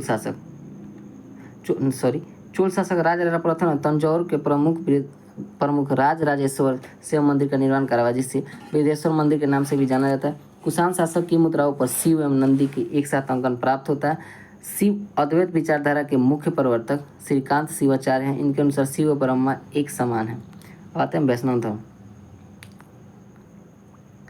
धर्म के विषय में प्रथम जानकारी उपनिषदों से मिलती है तथा इसका विकास भागवत धर्म से हुआ। नारायण के पूजक मूलतः पंचरात्र कहलाते थे। कौन थे? पंचरात्र कहलाते थे। और वैष्णव धर्म के बारे में सबसे पहले जानकारी कहाँ से मिलती है? उपनिषद से। वैष्णव धर्म के प्रवर्तक कृष्ण थे, जो वृषण वसीले के थे और वृषण कबीले के थे, और जिनका निवास स्थान क्या था? मथुरा। कृष्ण का सर्वप्रथम उल्लेख छांगे उपनिषद में देवकी पुत्र और अंगिरस के शिष्य के रूप में हुआ है। वासुदेव कृष्ण का सबसे प्रारंभिक अभिलेखीय उल्लेख वैष्णव अभिलेख में पाया जाता है। विष्णु के 10 अवतारों का उल्लेख मत्स्य पुराण में मिलता है। 10 अवतार इस प्रकार हैं: मत्स्य, कूर्म, वराह, नृसिंह, वामन, परशुराम, राम, बलराम, बुद्ध एवं कलिक। गुप्त काल में विष्णु का वराह अवतार सर्वाधिक प्रिय रहा। वराह अवतार किसके काल में हुआ? गुप्तों के काल में हुआ था। वैष्णव धर्म में ईश्वर को प्राप्त करने के लिए सर्वाधिक महत्व किसको दिया है? भक्ति को। मतलब वैष्णव धर्म में ईश्वर को प्राप्त करने के लिए सर्वाधिक महत्व किसको दिया है? किसको? भक्ति को। भगवान विष्णु के सुदर्शन चक्र में कितने तिलियाँ हैं? 6 तिलियाँ। ये इम्पोर्टेंट है। अब देखिए प्रमुख संप्रदाय मत एवं आचार्य। विशिष्टाद्वैतवाद के रामानुज थे संप्रदाय, वैष्णव संप्रदाय। द्वैतवाद के आनंद तीर्थ, ब्रह्म समाज। शुद्धाद्वैतवाद वल्लभाचार्य, रुद्र संप्रदाय के संप्रदाय किया। और सनक संप्रदाय के कौन? निम्काचार्य। और द्वैतवाद का मत किसने दिया था? निम्काचार्य ने। इस दर्शन के अनुसार मनुष्य भगवान से भिन्न और अभिन्न दोनों हैं। प्रमुख संप्रदाय पुस्तक संस्थापक। बरकरी संप्रदाय के संस्थापक नामदेव, श्री वैष्णव के रामानुज, परमार्थ के रामदास और राम भक्त के रामानंद। रामानुज ने कौन से पुस्तक लिखी? ब्रह्मसूत्र। रामदास ने दासबोध और रामानंद ने आध्यात्म रामायण की रचना की थी। अंकुरवाट का मंदिर कंबोज के राजा सूर्यवर्मन द्वितीय ने बनवाया था। इस मंदिर में लगभग 10.5 फीट ऊंची भगवान विष्णु की मूर्ति स्थापित है। कंबोडिया का मंदिर किसने बनाया था? राजा सूर्यवर्मन द्वितीय। कब बना था? लगभग 12वीं शताब्दी के मध्य में। आप लोग 12वीं शताब्दी के मध्य मान सकते हैं। 10.5 फीट ऊंची भगवान विष्णु की मूर्ति स्थित है। अब चलते हैं इस्लाम धर्म के संस्थापक हजरत मोहम्मद साहब थे। हजरत मोहम्मद साहब का जन्म 527 में मक्का में प्रमुख कुरैश कबीले में हुआ था। पिता अब्दुल्ला, माता अमीना थी। इनका लालन पोषण चाचा अबू तलीब ने किया था। हजरत मोहम्मद साहब को 6 सदस्य मक्का के पास हीरा नामक गुफा में ज्ञान की प्राप्ति हुई। 24 सितंबर 622 ईस्वी को पैगंबर ने मक्का से मदीना की यात्रा इस्लाम जगत में मुस्लिम संवत हिजरी के नाम से जाना जाता है। मोहम्मद की शादी 25 वर्ष की अवस्था में खजीदा नामक विधवा से हुआ। मोहम्मद की पुत्री का नाम फातिमा और दामाद का नाम क्या है? अली है। अब देवदूत जिब्रील ने पैगंबर मोहम्मद साहब को कुरान अरबी भाषा में संप्रेषित की। कुरान इस्लाम धर्म का पवित्र ग्रंथ है। इस पवित्र में 114 यह पवित्र ग्रंथ 114 अध्याय में बटा हुआ है, जिसमें 63 से 60 पद हैं। पैगंबर मोहम्मद साहब को पैगंबर मोहम्मद साहब ने कुरान की शिक्षा का उपदेश दिया। हज़रत मोहम्मद साहब की मृत्यु 8 जून 1632 को हुई। इन्हें मदीना में दफनाया गया। मोहम्मद साहब की मृत्यु के बाद इस्लाम सुन्नी तथा शिया नामक दो पंथों में विभाजित हो गया। सुन्नी उन्हें कहते हैं जो सुन्ना में विश्वास करते हैं। सुन्ना पैगंबर मोहम्मद साहब के कथनों तथा कार्यों का विवरण है। और शिया अली की शिक्षा में विश्वास करते थे तथा उन्हें मोहम्मद साहब का न्याय सम्मत अधिकारी मानते हैं। अली मोहम्मद साहब के दामाद थे। अली की 661 में हत्या कर दी गई। अली के पुत्र हुसैन की हत्या 680 में करबला इराक नामक स्थान पर कर दी गई थी। इन दोनों की हत्या ने शिया को निश्चित मत का रूप दे दिया। करबला कहाँ है? इराक में। करबला इराक में, याद रखिएगा। करबला कहाँ है? इराक में। पैगंबर मोहम्मद साहब को उत्तराधिकारी खलीफा कहलाए। कौन के? खलीफा। इस्लाम जगत में खलीफा पद 1924 तक रहा। 1924 में इसने तुर्की के शासनकाल मुस्तफ़ा कमाल पाशा ने समाप्त कर दिया। इब्न इसाक ने सर्वप्रथम पैगंबर साहब की जीवन चरित्र लिखा था। किसने? पैगंबर साहब का जीवन चरित्र किसने लिखा? इब्न इसाक ने। किसने? इब्न इसाक ने। मोहम्मद साहब पैगंबर के जन्म दिवस पर ईद मिलाद उन नबी मनाया जाता है। भारत में सर्वप्रथम इस्लाम का आगमन अरबों के जरिए हुआ, जब 712 में अरबों ने सिंध जीत लिया और सबसे पहले भारत में इसी भाग में इस्लाम एक महत्वपूर्ण धर्म बना। नमाज के दौरान मुसलमान मक्का की तरफ मुंह करके खड़े होते हैं। भारत से मक्का पश्चिम की ओर पड़ता है, जैसे मक्का की ओर की दिशा को किबला कहा जाता है। क्या कहते हैं? किबला। अब बताएं ईसाई धर्म। ईसाई धर्म के संस्थापक कौन है? ईसा मसीह है। तथा प्रमुख ग्रंथ क्या है? बाइबिल। ईसाइयों का बाइबिल है। ईसा मसीह का जन्म जेरूसलम के निकट बैथलहम नाम का स्थान पर हुआ। ईसा के जन्म दिवस को क्रिसमस के रूप में मनाया जाता है। ईसा के माता का नाम मैरी है, पिता का नाम जोसेफ था। उन्होंने अपने जीवन काल प्रथम 30 वर्ष एक बढ़ई के रूप में बैथलहम के निकट नाजरत इजराइल में बिताया। नाजरेथ। ईसा मसीह के प्रथम 2 शिष्य थे, एंड्रूस और पीटर। ईसा मसीह को सूली पर रोमन गवर्नर पोंटियस ने चढ़ाया था। ईसा मसीह को 33 ईस्वी में सूली पर चढ़ाया गया। ईसाई धर्म को सबसे पवित्र धर्म क्या है? क्रॉस है। कौन? ये प्लस जो होता है ना, वही। ईसाई त्रिरत्व में विश्वास करते थे। वो कौन है? ईश्वर पिता, ईश्वर पुत्र और ईश्वर पवित्र आत्मा। 12वीं शताब्दी में फ्रांस में आरामिक भवनों की तुलना में अधिक ऊंचे एवं हल्के चर्चों के निर्माण प्रारंभ हुए। वास्तुकला की इस शैली को गॉथिक नाम से जानी जाती है। इस वास्तुकला शैली का सर्वोत्तम उदाहरण में से एक पेरिस का कौन है? नॉटेडम चर्च है। आते हैं पारसी धर्म। पारसी धर्म के पैगंबर जरथुष्ट्र क्या थे? ईरानी थे। इन्होंने शिक्षाओं का संकलन जिंदा अवस्था नामक ग्रंथ में, जो पारसियों का धार्मिक ग्रंथ है। पारसियों का जिंदा अवस्था पारसियों का, बाइबिल ईसाइयों का जिंदा अवस्था पारसियों का। इसकी मूल शिक्षा का सूत्र है सद्विचार, सद्वचन, सद्कार्य। इनका अनुयायी एक ईश्वर अहूर को मानते हैं। अहूर अग्नि पूजक को भी कहा जाता है।